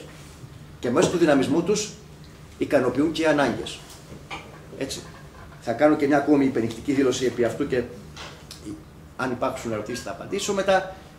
Η συνένεση της κοινωνίας όσον αφορά την αποδοχή των κεφαλοκρατικών σχέσεων παραγωγής, αρχικά σε ένα πρώτο επίπεδο διασφαλίζεται αυθόρμητα μέσω του ιστορικά προοδευτικού χαρακτήρα των σχέσεων παραγωγής. Υπάρχει μια αυθόρμητη διασφάλιση της συνένεσης, στο βαθμό που αυτές οι σχέσεις ανοίγουν προοπτικές για την ανθρωπότητα ως ένα βαθμό. Έτσι, ως ένα βαθμό. Και διασφαλίζουν επίσης ως ένα βαθμό την βελτίωση του επίπεδου ικανοποίησης των ανθρώπινων αναγκών. Είναι δυναμικό σύστημα η κεφαλοκρατία. Τέλος πάντων το ίσω. Τώρα, αν λοιπόν το πρώτο πεδίο στο οποίο μπορούμε να δούμε γιατί το κράτος υπακούει στις αστικές σχέσεις και τις υπηρετεί, έχει να κάνει με το ότι σε συγκεκριμένες ιστορικές συνθήκες αυτές οι σχέσεις δεν μπορούν να αλλάξουν από το κράτος να το δοκούν. Είναι κάτι δεδομένο και αναπόδραστο. Το οποίο το κράτος το ίδιο για να συντηρήσει τον εαυτό του, γιατί δεν είναι αυτοσυντηρητό, δεν παράγει το κράτος. Θα πρέπει να υπηρετήσει αυτές τις σχέσεις προκειμένου από τη λειτουργία αυτών των σχέσεων και το προϊόν που παράγουν να συντηρηθεί και το κράτος. Το κράτος ως και ένα σύνολο ανθρώπων, ως γραφειοκρατία. Τώρα, με αυτή τη δήλωση περνάμε σε ένα δεύτερο πεδίο στο οποίο μπορούμε να ανιχνεύσουμε τον τρόπο με τον οποίο η αστική τάξη ελέγχει το κράτος και το καθιστά δικό της κράτος. Δεδομένου ότι η κεφαλαιοκρατική κοινωνία είναι μια δυναμική κοινωνία, δηλαδή γνωρίζει διαρκώς ανατροπές, νέες καταστάσεις. Είναι μια κοινωνία με πρωτόγνωρες ανατροπές στην ιστορία της ανθρωπότητας. Και βεβαίως σε καταστάσεις κρίσης εξόχως καταστροφικές, έτσι. Άρα λοιπόν το κράτος δεν μπορεί να λειτουργήσει χωρίς να έχει ένα διαρκώς εξελισσόμενο πρόγραμμα λειτουργίας. Το κράτος, όπως θα δείξω στο τρίτο πεδίο, από μόνο του ο κρατικός μηχανισμός δεν μπορεί να γεννήσει πρόγραμμα, στρατηγική. Όμως σε μια κοινωνία που εξελίσσεται δυναμικά, μέσω συγκρούσεων, μέσω αντιφάσεων, οι οποίες κορυφώνονται σε καταστάσεις κρίσης, δεν μπορεί ένας κρατικός μηχανισμός να υπηρετήσει τις κεφαλοκρατικές σχέσεις παραγωγής χωρίς να έχει πρόγραμμα και στρατηγική. Και επειδή, όπως θα δείξω, το έχω ήδη δηλώσει στο τρίτο μέρος που θα εξετάσω, ο κρατικός μηχανισμός δεν μπορεί να γεννήσει πρόγραμμα, το πρόγραμμα πρέπει να το πάρει από έξω. Από πού το παίρνει?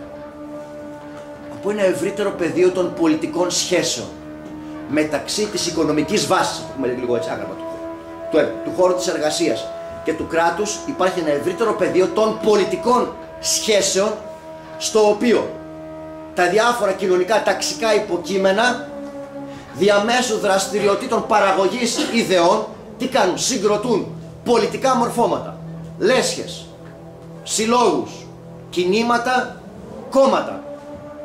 Οι πολιτικές σχέσεις προϋποθέτουν και τις ιδεολογικές σχέσεις. Δεν θέλω να επεκταθώ πολύ σε αυτά, αλλά οι πολιτικές σχέσεις προϋποθέτουν ένα επίπεδο συνειδητοποίησης, έτσι.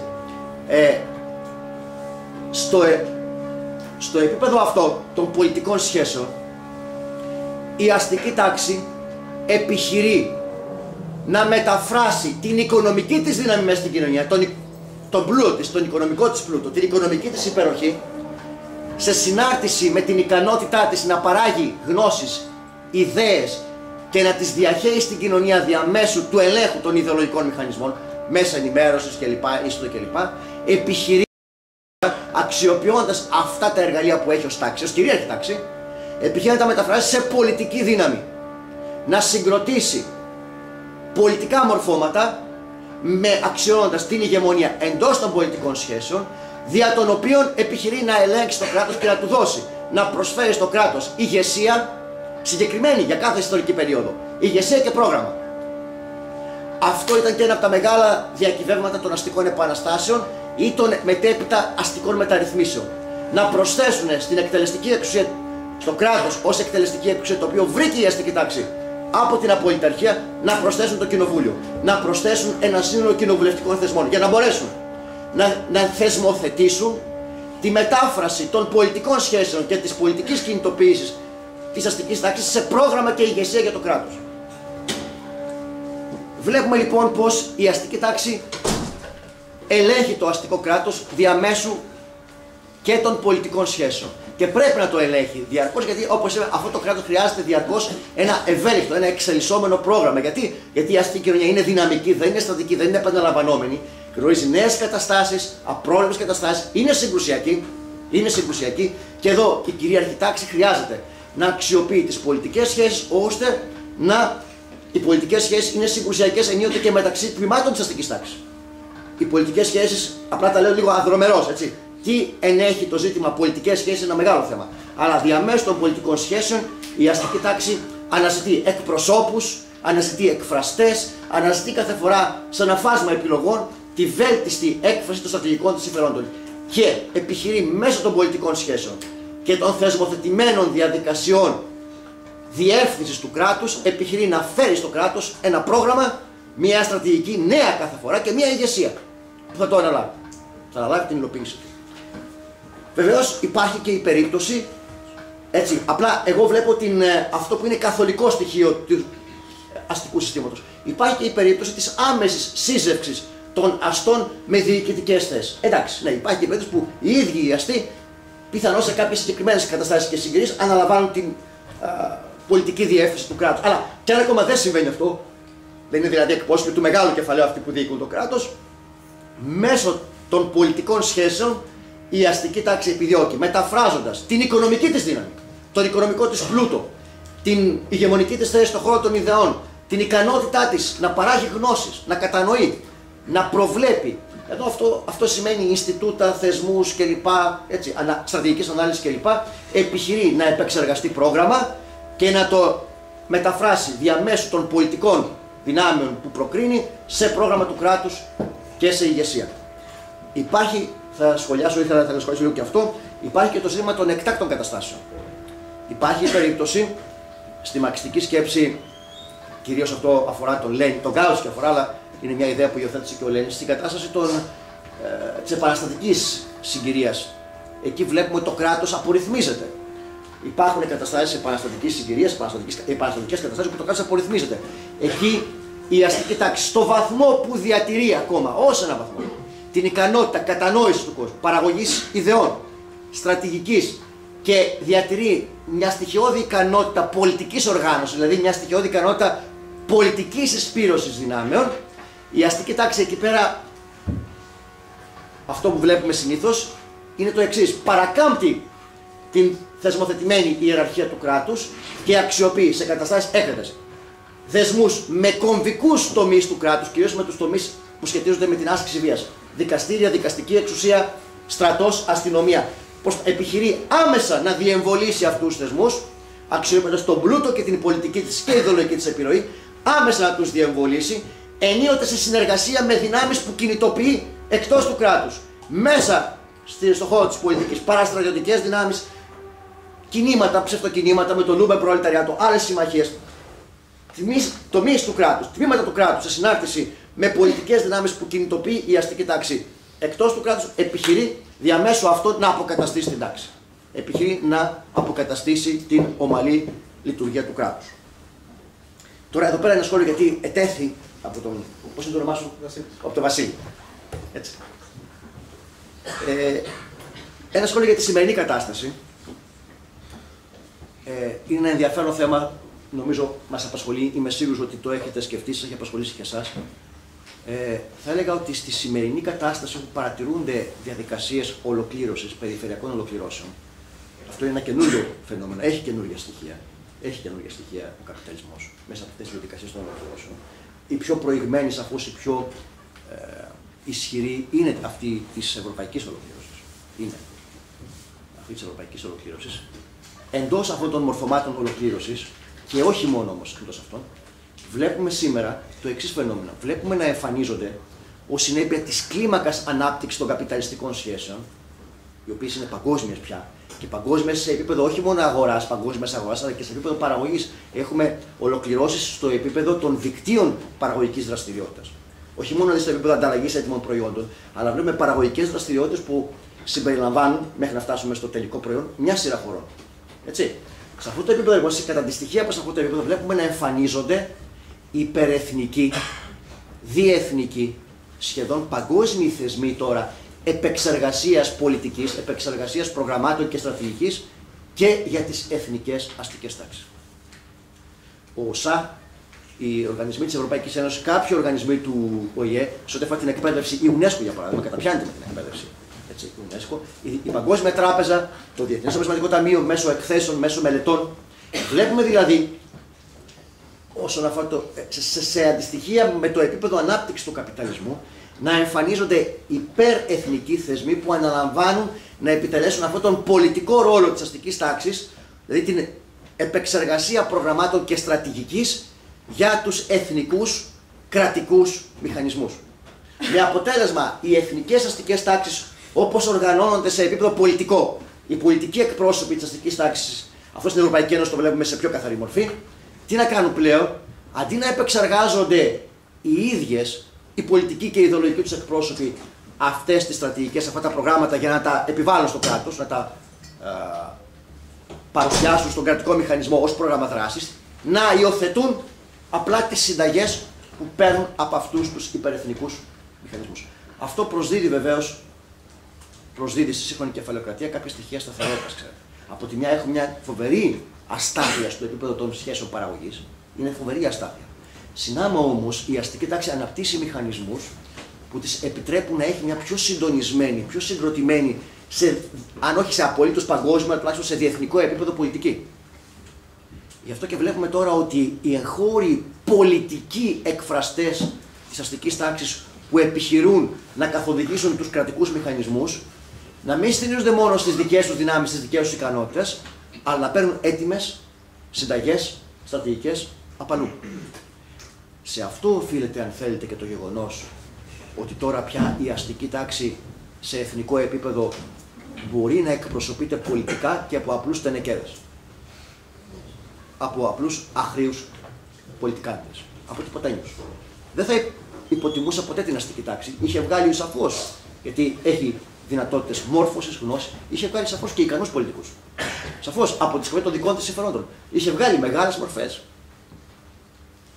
Σήμερα το γεγονός ότι σε ένα εθνικό επίπεδο βλέπουμε ασήμαντες μορφές να διαχειρίζονται τα συμφέροντα της αστικής τάξης σε επίπεδο πολιτικής, έχει να κάνει, αν θέλετε, ίσως και με κάποια ευρύτερα ζητήματα κρίσης του αστικού πολιτισμού. Νομίζω όμως έχει να κάνει και με το γεγονός ότι δεν είναι τόσο μεγάλη σε εθνικό επίπεδο πλέον η ανάγκη παραγωγής σκέψης και πολιτικής, παραγωγής προγράμματος για το εθνικό κράτος. Μιας και είμαστε ένα χώρο εκπαίδευσης και σαφώς συμμετέχετε στο φοιτητικό κίνημα, καταπιάνεστε με τα ζητήματα του πανεπιστημίου.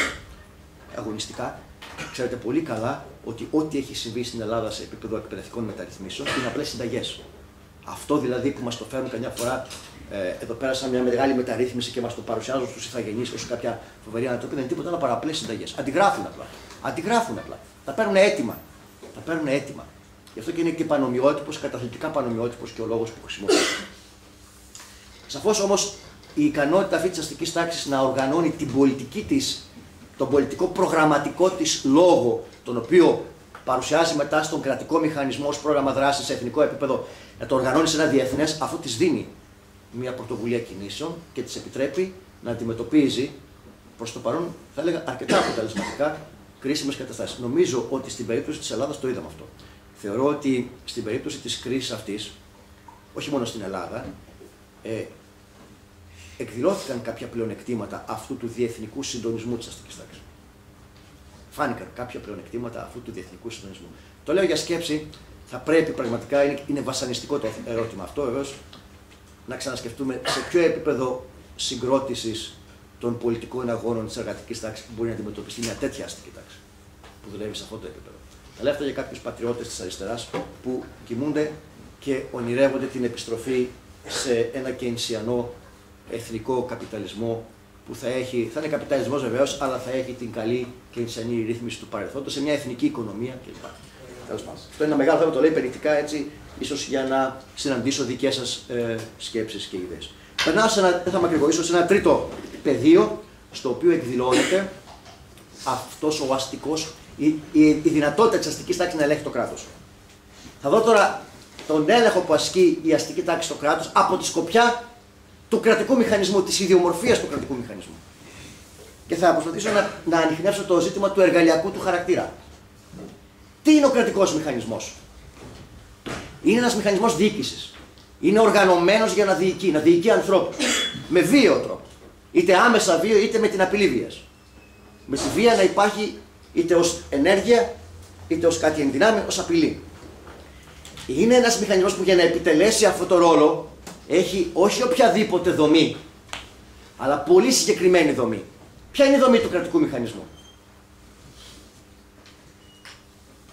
Είναι μια δομή ιεραρχική, στην οποία τα κατώτερα κλιμάκια ασχολούνται με περιορισμένο φάσμα αρμοδιοτήτων, κατέχουν περιορισμένες πληροφορίες, καταπιάνονται με συγκεκριμένα περιορισμένα ζητήματα και συνάμα εκτελούν εντολές, ενώ τα ιεραρχικά ανώτερα κλιμάκια κατέχουν ευρύτερη εικόνα της πραγματικότητας, ένα ευρύτερο φάσμα πληροφοριών, ασχολούνται με ένα ευρύτερο φάσμα αρμοδιοτήτων και εκδίδουν εντολές.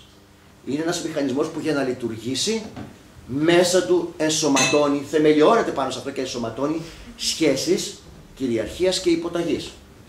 Να θυμηθούμε βέβαια στο Βέμπερ ότι αυτές οι σχέσεις δεν είναι τόσο προσωποπαγείς, ρυθμίζονται από κανόνες στο αστικό κράτος, από οδηγίες, είναι τυπικές με βάση την ειδικότητα του καθενός. Εντάξει, σε κάθε περίπτωση, στο κράτος, στον κρατικό μηχανισμό, δεν είναι τα κατώτερα κλιμάκια που συνεδριάζουν διαρκώς, όπως γίνεται στα φοιτητικά αμφιθέατρα και αποφασίζουν αν θα εφαρμόσουν την εντολή που έχετε από πάνω ή αν δεν την εφαρμόσουν.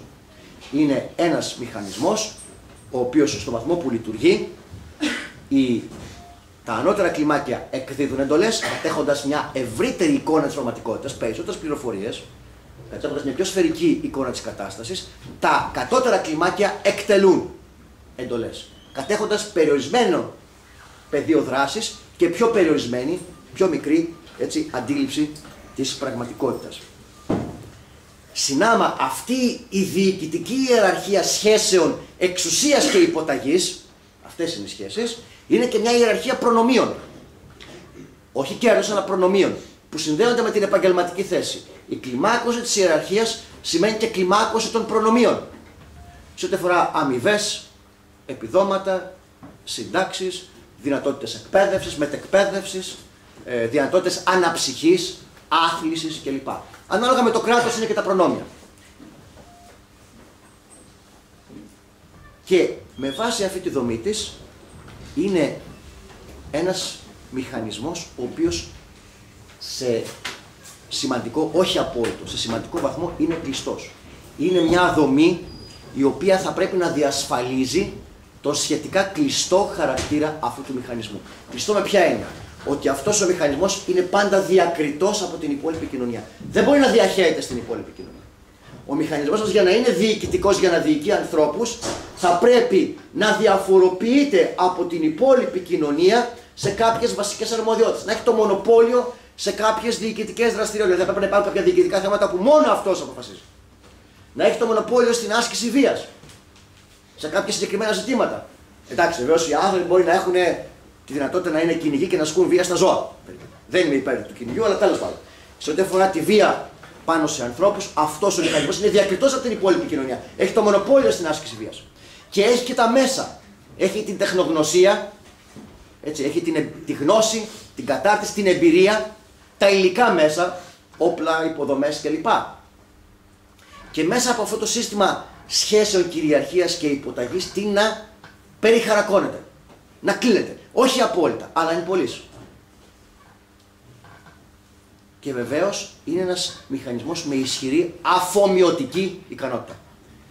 Μέσω αυτής της κοινωνίας, συντηρούμενη από αυτήν, η γραφειοκρατία συνάμα ρέπει προς τον παρασιτισμό, ρέπει δηλαδή προς τη διεκδίκηση διαρκώς μεγαλύτερου μεριδίου από την κοινωνία, από το κοινωνικά παραγόμενο προϊόν. Και μετατροπή αυτού του μεριδίου σε σύνολο προνομίων, με τη μορφή αμοιβών.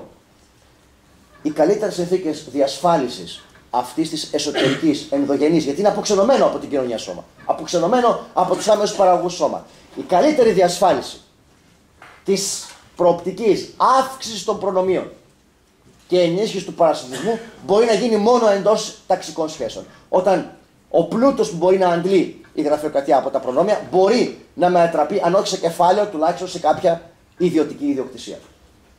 Σε κάποια για άμεση ατομική χρήση ιδιωτική ιδιοκτησία.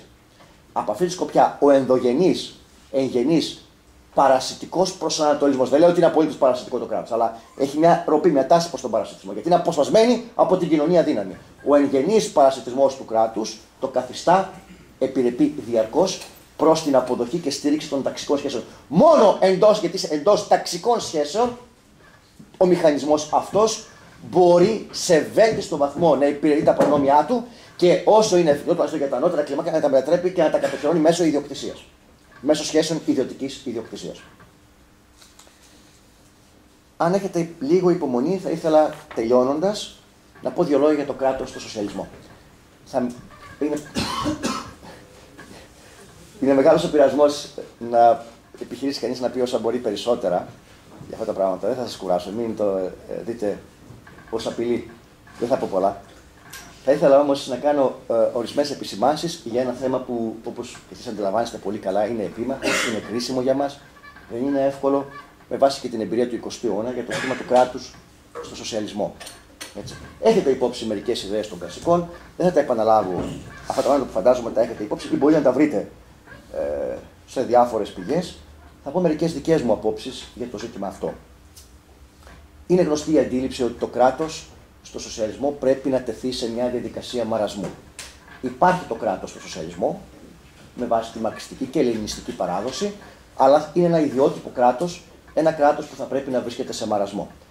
Θα δώσω μία διευκρίνηση για το τι εννοεί εδώ πέρα, περισσότερο ίσως, ναι, ο Μάρξ και ο Λένιν, και στη συνέχεια θα κάνω δύο επισημάνσεις. Πρώτον, θα κάνω μία επισήμανση αναφορικά για το τι αποτέλεσε βασικό αίτιο διατήρησης και διόγκωσης του κράτους στο σοσιαλισμό του 20ου αιώνα και μια δεύτερη επισήμανση για το πώς μπορούμε μετά την εμπειρία του 20ου αιώνα να αντιληφθούμε την υπέρβαση του κράτους. Πρώτον, όσον αφορά το τι εννοεί ο Μάρξ και ο Λένιν για το κράτος. Ο Μάρξ είναι επηρεασμένος από την Κομμούνα του Παρισιού. Έτσι. Λέει εκεί πέρα, αν θυμάστε σχετικά πρόσφατα, ίσως κάποιοι από εσάς να ήταν σε αυτή την εκδήλωση για το Κομμουνιστικό Μανιφέστο, λέει και στο Κομμουνιστικό Μανιφέστο και σε άλλα κείμενά του ότι θα πρέπει να υπάρξει κάποια στιγμή ένα εργατικό κράτος κλπ. Αλλά ως κάτι περισσότερο σαφές και συγκεκριμένο έχει υπόψη την Κομμούνα του Παρισιού, επειδή έγινε εδώ πέρα αναφορά σε κάποιες ιδέες που διατυπώνει ο Μάρξ με αφορμή την Κομμούνα του Παρισιού. Αυτό που θα ήθελα να πω είναι το εξής. Με βάση τις ιδέες του Μάρξ περί κράτος κομμούνας, ο Μάρξ έτσι βλέπει ένα κράτος υπομαρασμό. Θεωρεί ότι πρέπει να είναι ένα κράτος κομμούνα. Εντάξει, να υπενθυμίσω λίγο μερικά στοιχεία του. Ο γραφειοκρατικός υπαλληλικός μηχανισμός είναι όλοι όχι μόνο αιρετοί αλλά και ανακλητοί. Δεν είναι μόνιμοι, δηλαδή μπορεί να ανακαλέσει αυτόν που έχει εκλέξει εκεί πέρα. Οι αμοιβές στο επίπεδο του μέσου μισθού των εργατών, έτσι, του μέσου εργατικού μισθού. Δεν υπάρχει μόνιμο στρατός, μόνιμα σώματα ασφαλείας. Υπάρχει στην ουσία πολιτοφυλακή και για αστυνομικά καθήκοντα και για καθήκοντα άμυνας. Είναι ένα κράτος κλιμακούμενο.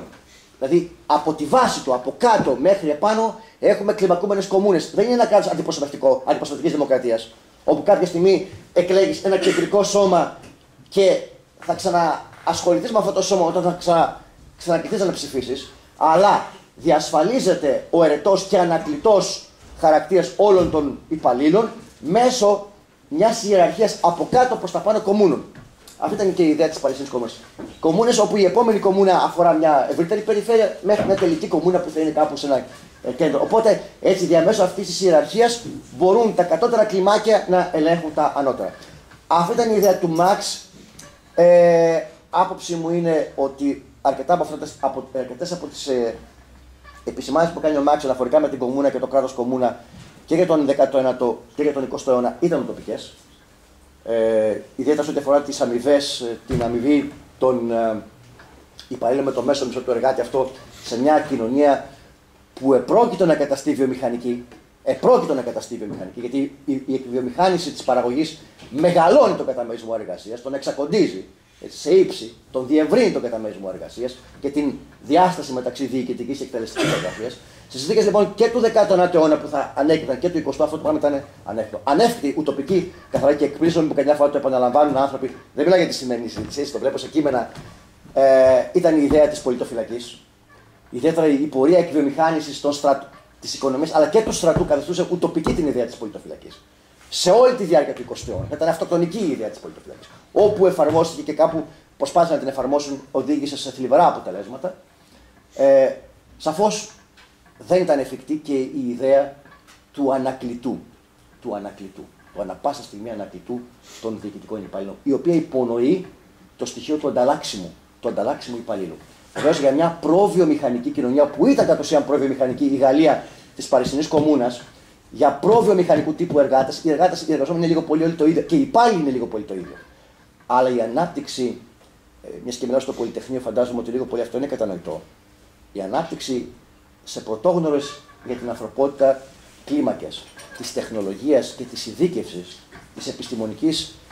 της χρήσης επιστημονικών γνώσεων, θα ενισχύσει σε μεγάλο βαθμό την ανάγκη της ειδίκευσης και στα καθήκοντα διεύθυνσης, διοίκησης.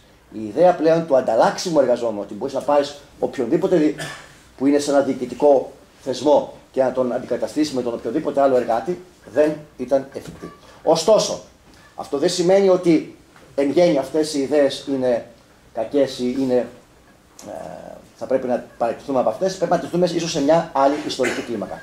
Στη Σοβιετική Ένωση μετέφρασαν την ιδέα του κράτους κομμούνα σε κράτος Σοβιέτ. Θα ήθελα εδώ πέρα να κάνω μια επισήμανση. Η ιδέα του κράτους κομμούνα διορθώθηκε λίγο από τους Μπολσεβίκους και εκφράστηκε σε κράτος Σοβιέτ, το οποίο ήταν ένα κράτος συμβουλίων από κάτω μέχρι επάνω, μια ενιαία διαδικασία και μια ενιαία δομή ιεραρχικά συγκροτημένη συμβουλίων. Σαφώς δεν μπόρεσαν να αντικαταστήσουν το στρατό με πολιτοφυλακή. Υπήρχε το ερετό και το ανακλητό των υπαλλήλων, σαφώς όμως υπό τον έλεγχο του κόμματος και της κομματικής γραφειοκρατίας. Σαφώς. Υπήρξε γραφειοκρατικοποίηση των ίδιων των συμβουλίων. Για ποιο λόγο θα πω στην πορεία. Η ιδέα όμως του κράτους Σοβιέτ, του κράτους συμβουλίων, είχε και μια ιδιαιτερότητα σε σχέση με την κομμούνα. Στην κομμούνα, και αυτή είναι και η προντονική αντίληψη και η αντίληψη των ηγετών της κομμούνας, όλοι οι πολίτες θα μπορούσαν με ένα καθολικό εκλογικό δικαίωμα να συμμετέχουν στην συγκρότηση των κομμούνων. Στα Σοβιέτ, η αρχική τουλάχιστον, μέχρι μια ιστορική στιγμή, αντίληψη ήταν για ένα ταξικά μεροληπτικό σύστημα εκπροσώπησης στα Σοβιέτ, στα συμβούλια, υπέρ των εργατών, υπέρ των βιομηχανικών εργατών, υπέρ της πρωτοπορίας των πιο επαναστατικών και πιο συνειδητοποιημένων δυνάμεων της κοινωνίας, για να μην χαθούν αυτά τα στρώματα των εργαζομένων στην μάζα των καθυστερημένων αγροτών και των μικροαστικών στρωμάτων. Απλά αυτό θέλω να τονίσω, αν η κομμούνα είναι κοντά στην ιδέα του πολίτη, απλά βάζει τον πολίτη να εκλέγει και να εκλέγεται σε ένα ενιαίο σύστημα διοίκησης από κάτω μέχρι πάνω, η ιδέα των Σοβιέτ αρχικά είναι μια ιδέα ταξικά μεροληπτική, ταξικής κυριαρχίας, κυρίως πρωτίστως του βιομηχανικού προλεταριάτου. Αυτό ας το κρατήσουμε για το μέλλον. Εδώ πέρα δηλαδή ξεφεύγει από την αντίληψη της αντιπροσώπευσης των πολιτών, μιας καθολικά αντιπροσωπευτικής κατάστασης. Ή πολύ περισσότερο μιας συμβουλιακής βεβαίως δομής, αλλά με καθολική εκπροσώπηση όλης της κοινωνίας. Τώρα, γιατί το κράτος στον 20ο αιώνα σε αυτά τα εγχειρήματα δεν οδηγήθηκε σε μαρασμό? Γιατί ενισχύθηκε? Ποιος ο ρόλος του κράτους? Και έχει σημασία να το καταλάβουμε αυτό, γιατί ενδεχομένως σε νέα σοσιαλιστικά εγχειρήματα, σε άλλες συνθήκες βεβαίως, σε άλλη κλίμακα, κάποια φαινόμενα του παρελθόντος να εκδηλωθούν και πάλι. Ποιος ο ρόλος του κράτους σε αυτές τις χώρες? Ο αναπόδραστος ρόλος. Όχι επειδή, όπως δηλώνουν ορισμένοι, υπήρξε παρέκκληση από κάποιες δηλώσεις του Μάρξ. Είχε ο Μάρξ κάνει κάποιες δηλώσεις και αυτοί δεν διάβασαν καλά ή δεν τους άρεσαν αυτές τις δηλώσεις και υπήρξε παρέκκληση από τις αρχές. Προσωπικά, ξέρετε, δεν μου αρέσει και πολύ μια νοοτροπία σε κάποιους χώρους μαρξιστών, κομμουνιστών, σοσιαλιστών, όπου προσπαθούν να διαβάσουν σαν μαθητούδια τις δηλώσεις του Μάρξ και να δουν κατά πόσο αυτές οι δηλώσεις εφαρμόστηκαν στην πράξη. Πρέπει να αναστοχαζόμαστε, να κατανοούμε τις δηλώσεις και να κατανοούμε και τις ιστορικές αιτίες. Τώρα, ποιος ήταν ο αντικειμενικός, ο αναπόδραστος ρόλος του κράτους σε αυτές τις χώρες? Πρώτον, η άσκηση βίας. Η άσκηση βίας. Εναντίον τίνος? Εναντίον της αστικής τάξης, παραταμένης βίας. Σε πρωτόγνωρες ταξικές συγκρούσεις που κάνουν το αίμα να παγώνει. Η αστική τάξη πράγματι είχε χάσει για μια συγκυρία την πολιτική πρωτοβουλία. Το κράτος είχε αποδιοργανωθεί. Νίκησαν οι Μπολσεβίκοι σχετικά εύκολα. Όμως η αστική τάξη δεν έχασε την ικανότητα να λειτουργεί πολιτικά και να συσπηρώνει κοινωνικές δυνάμεις. Ήταν αυταπάτη να πιστεύει κανείς ότι θα είναι μόνο μια αστική τάξη απέναντι στους Μπολσεβίκους. Συσπήρωσε κοινωνικές δυνάμεις. Ναι, συσπήρωσε. Συσπήρωσε κοινωνικές δυνάμεις. Και θα ήταν αυταπάτη να πιστεύει κανείς ότι στην Ελλάδα ή οπουδήποτε αλλού θα επιχειρήσει η αριστερά κάποιο κόλπο μέσα έξυπνων συνθημάτων να μαζέψει την κοινωνία δίπλα της και να επιχειρήσει μεγάλα εγχειρήματα χωρίς η αστική τάξη να κινητοποιήσει κοινωνικές δυνάμεις. Ποτέ, πιστεύω, τουλάχιστον σε συνθήκες που μπορούμε ακόμα να διαγνώσουμε.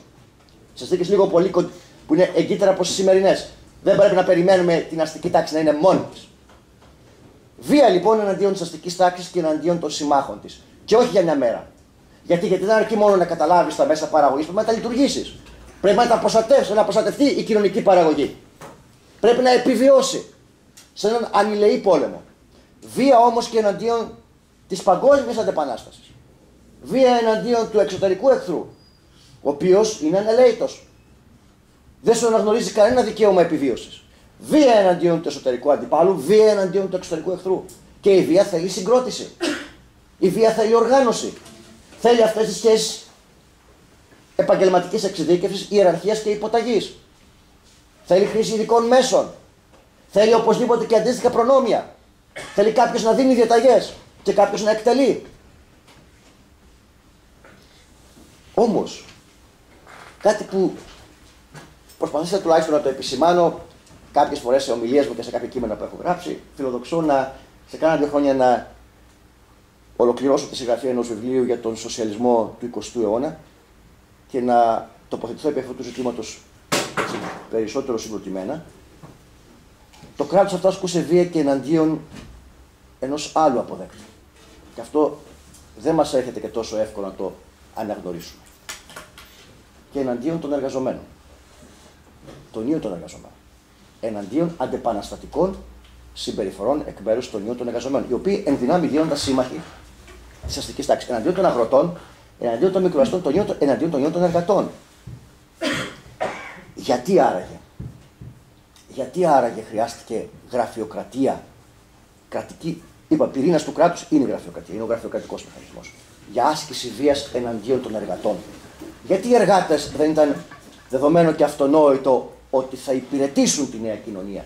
Και γιατί από τα σπλάχνα της ίδιας της εργασίας, του ίδιου του κόσμου της εργασίας, προέκυπταν όχι μόνο στάσεις και συμπεριφορές στήριξης και υπεράσπισης αυτού του κράτους, υπήρχε αυτό, αλλά προέκυπταν και στάσεις αδιαφορίας, στάσεις υπονόμευσης, τεμπελιάς, παρασιτισμού, καταστροφής των παραγωγικών δυνάμεων του σοσιαλιστικού κράτους. Θα σας διαβάσω ένα παράδειγμα. Ελπίζω να έχετε λίγο υπομονή. Είναι ενδιαφέρον το πώς όταν κάποιοι είναι ειλικρινείς, υπήρξαν ειλικρινείς, αναφέρθηκαν σε αυτά τα φαινόμενα σε μια πολύ πολύ μακρινή από τώρα, από την εποχή μας κατάσταση. Ακούστε τι λέει ένα παράδειγμα για τα αίτια αυτού του γραφειοκρατικού κράτους και για τα αίτια της αστυνόμευσης, δηλαδή την ανάγκη αστυνόμευσης επί των ίδιων των εργαζομένων κατ' ουσίαν. Η βάση της γραφειοκρατικής κυριαρχίας είναι η φτώχεια της κοινωνίας σε αντικείμενα κατανάλωσης. Θα καταλάβουν νομίζω κάποιοι, είναι πολύ γνωστή η φράση. Με αποτέλεσμα του αγώνα του καθένα ενάντια σε όλους. Όταν οι ιδεολογικές ανάγκες των ανθρώπων δεν ικανοποιούνται, γιατί το κοινωνικό προϊόν είναι πενιχρό, ο ανταγωνισμός αφορά τους ίδιους εργαζόμενους. Και όταν μια σοσιαλιστική κοινωνία επιχειρεί να κοινωνικοποιήσει τα μέσα παραγωγής με δυνατότητα να ικανοποιεί μόνο το ελάχιστο των αναγκών, ο ανταγωνισμός αφορά οπωσδήποτε τους ίδιους εργαζόμενους και τους εργαζόμενους. Σε αυτές τις συνθήκες, όταν λέει υπάρχουν αρκετά αγαθά σε ένα κατάστημα, το λέει μεταφορικά, οι αγοραστές μπορούν να έρθουν όποτε θέλουν. Όταν υπάρχουν λίγα αγαθά, οι αγοραστές αναγκάζονται να κάνουν ουρά. Όταν οι ουρές είναι πολύ μακριές, είναι αναγκαίο να διοριστεί ένας αστιφύλακας για να κρατάει την τάξη. Γιατί δεν στέκονται απλά στην ουρά οι άνθρωποι, αλλά συγκρούονται μεταξύ τους. Αρπάζουν, κλέβουν. Ποιον κλέβουν? Τη δημόσια περιουσία κλέβουν. Την κοινωνική περιουσία κλέβουν. Αυτή είναι η αφετηρία της εξουσίας της Σοβιετικής γραφειοκρατίας. Αυτή είναι ένα άλλο αίτιο του Σοβιετικού κράτους. Ποιος το είπε αυτό? Έτσι. Ο Τρότσκι το είπε. Ο Τρότσκι το είπε. Έχει κάνει πολλές δηλώσεις ο Τρότσκι για τη γραφειοκρατία. Μερικές είναι αφελείς, κάποιες είναι πολιτικά στρατευμένες για να υπερασπιστεί τις δικές του ιδέες. Κάποιες είναι οξυδερκείς οπωσδήποτε, δεν ήταν εκτός άνθρωπος. Μία ακόμα δήλωση. Ο σοβιετικός γραφειοκρατισμός είναι το προϊόν των κοινωνικών αντιφάσεων ανάμεσα στην πόλη και στο χωριό. Είναι αντίφαση μεταξύ των εργαζομένων κατ' ουσίαν της πόλης και του χωριού. Δεν είπε αντίφαση μεταξύ αστών και εργατών.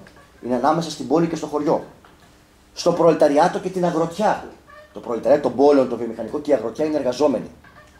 Ανάμεσα στις διάφορες ομάδες της αγροτιάς. Ανάμεσα στα διάφορα στρώματα της εργατικής τάξης, το δηλώνει ο ίδιος. Ανάμεσα στις διάφορες ομάδες καταναλωτών.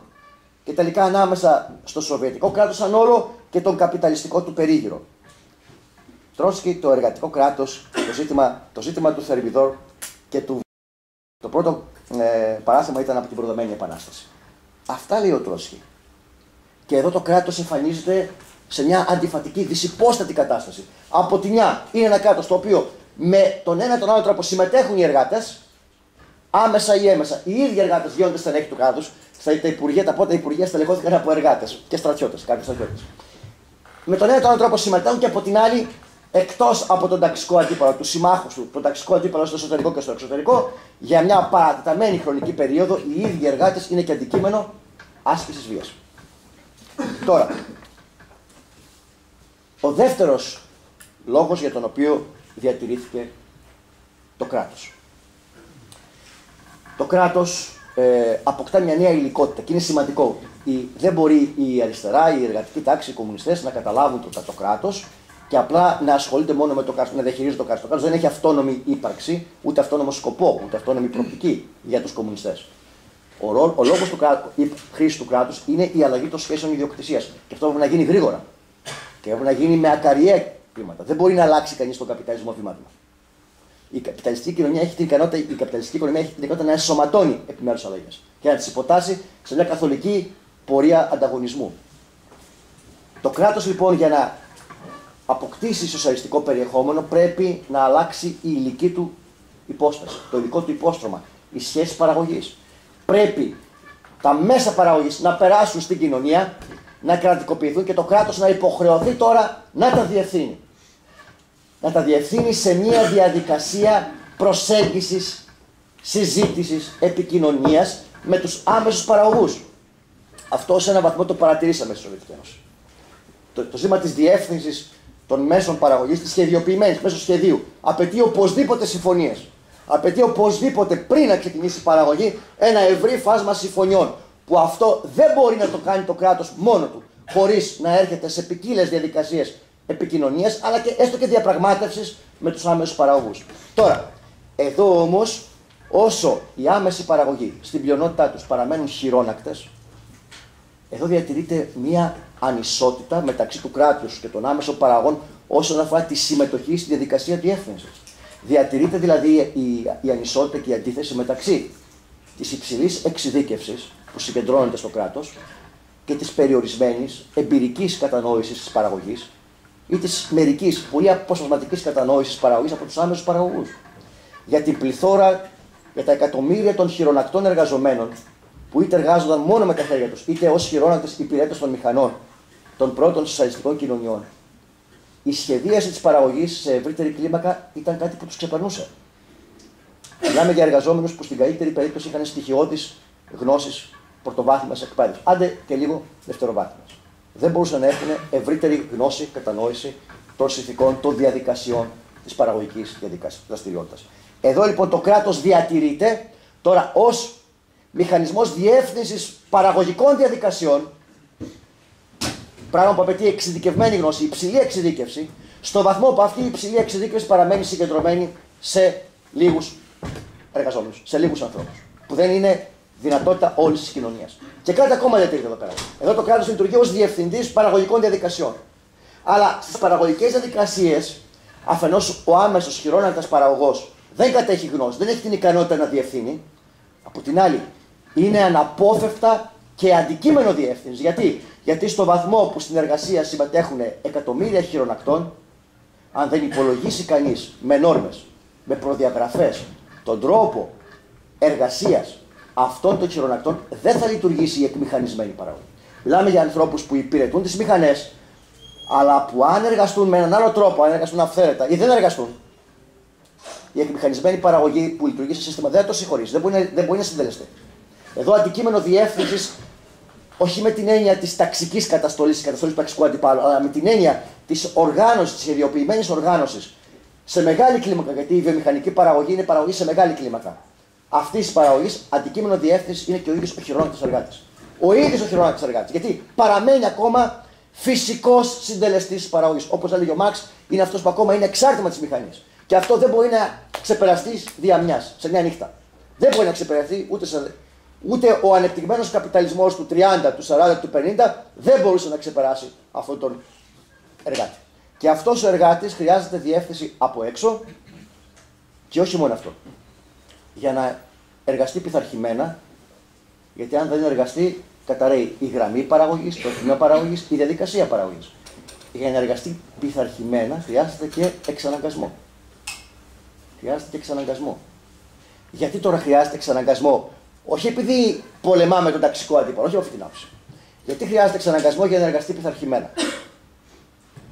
Γιατί όσο ακόμα κυριαρχεί η βιομηχανική εργασία, η εργασία αυτή είναι ξένη για τον εργάτη. Του είναι ξένη, του είναι εχθρική. Είναι μια εργασία που τον σακατεύει. Και που όταν δεν υπάρχει πια η οικονομική απειλή, δεν μπορεί να απολυθεί, δεν μπορεί να το διώξει κανείς. Το πιο πιθανό είναι να αποφύγει αυτή την εργασία όπως την πανούκλα. Όπως θα έκανε και στον καπιταλισμό. Είναι μια ξένη εργασία καταπιεστική.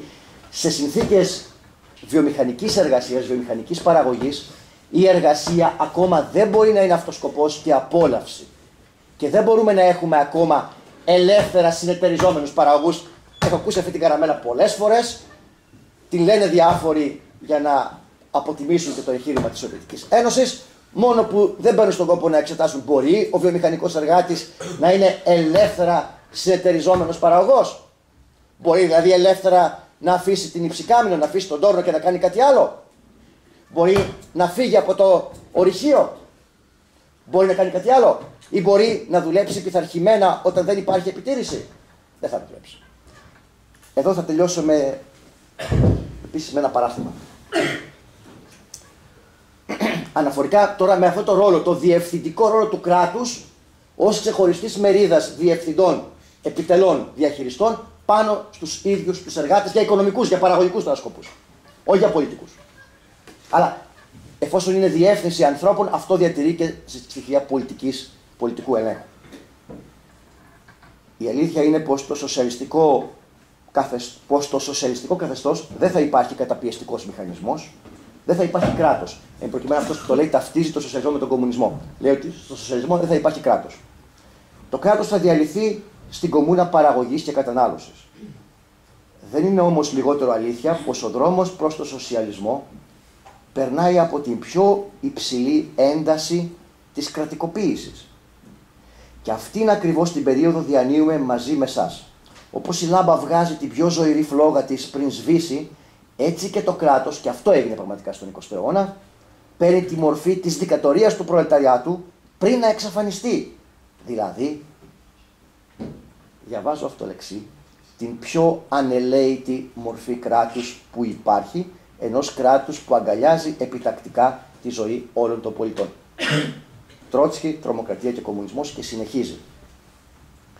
Ένα σοσιαλιστικό κράτος, τώρα το λέει σοσιαλιστικό κράτος, τη μια δηλώνει ότι στο σοσιαλισμό δεν θα υπάρχει κράτος, την άλλη δηλώνει τα εξής. Ένα σοσιαλιστικό κράτος ακόμα και στην Αμερική.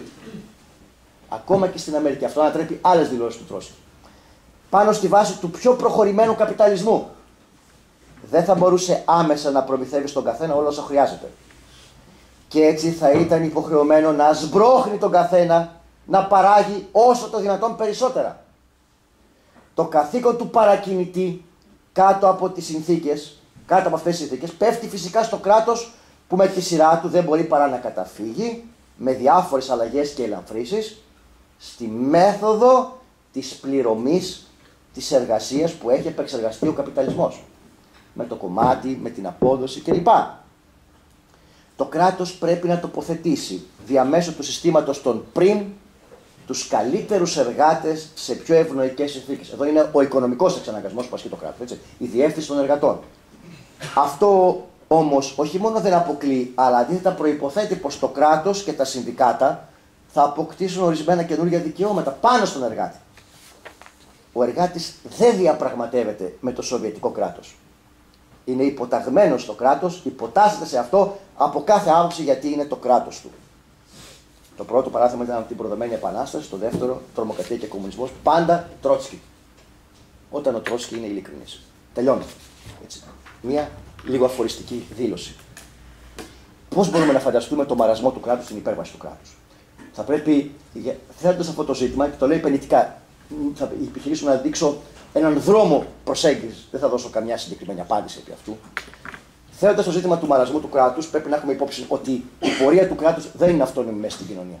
Ότι αυτό θα επιτυχάνεται στο βαθμό που θα επιτυγχάνονται σαφέστατα διαμέσου της άσκησης πίεσης πάνω στον κρατικό γραφειοκρατικό μηχανισμό από τους εργαζόμενους, σαφώς διαμέσου του πολιτικού ελέγχου, της πολιτικής διεύθυνσης του γραφειοκρατικού μηχανισμού, σαφώς διαμέσου της μεταρρύθμισης του κρατικού μηχανισμού στο σοσιαλισμό με τη μορφή του κράτους Σοβιέτ, αλλά η πορεία υπέρβαση του κράτους θα επιτυχάνεται διαμέσου ευρύτερων, βαθύτερων αλλαγών εντός της εργασίας.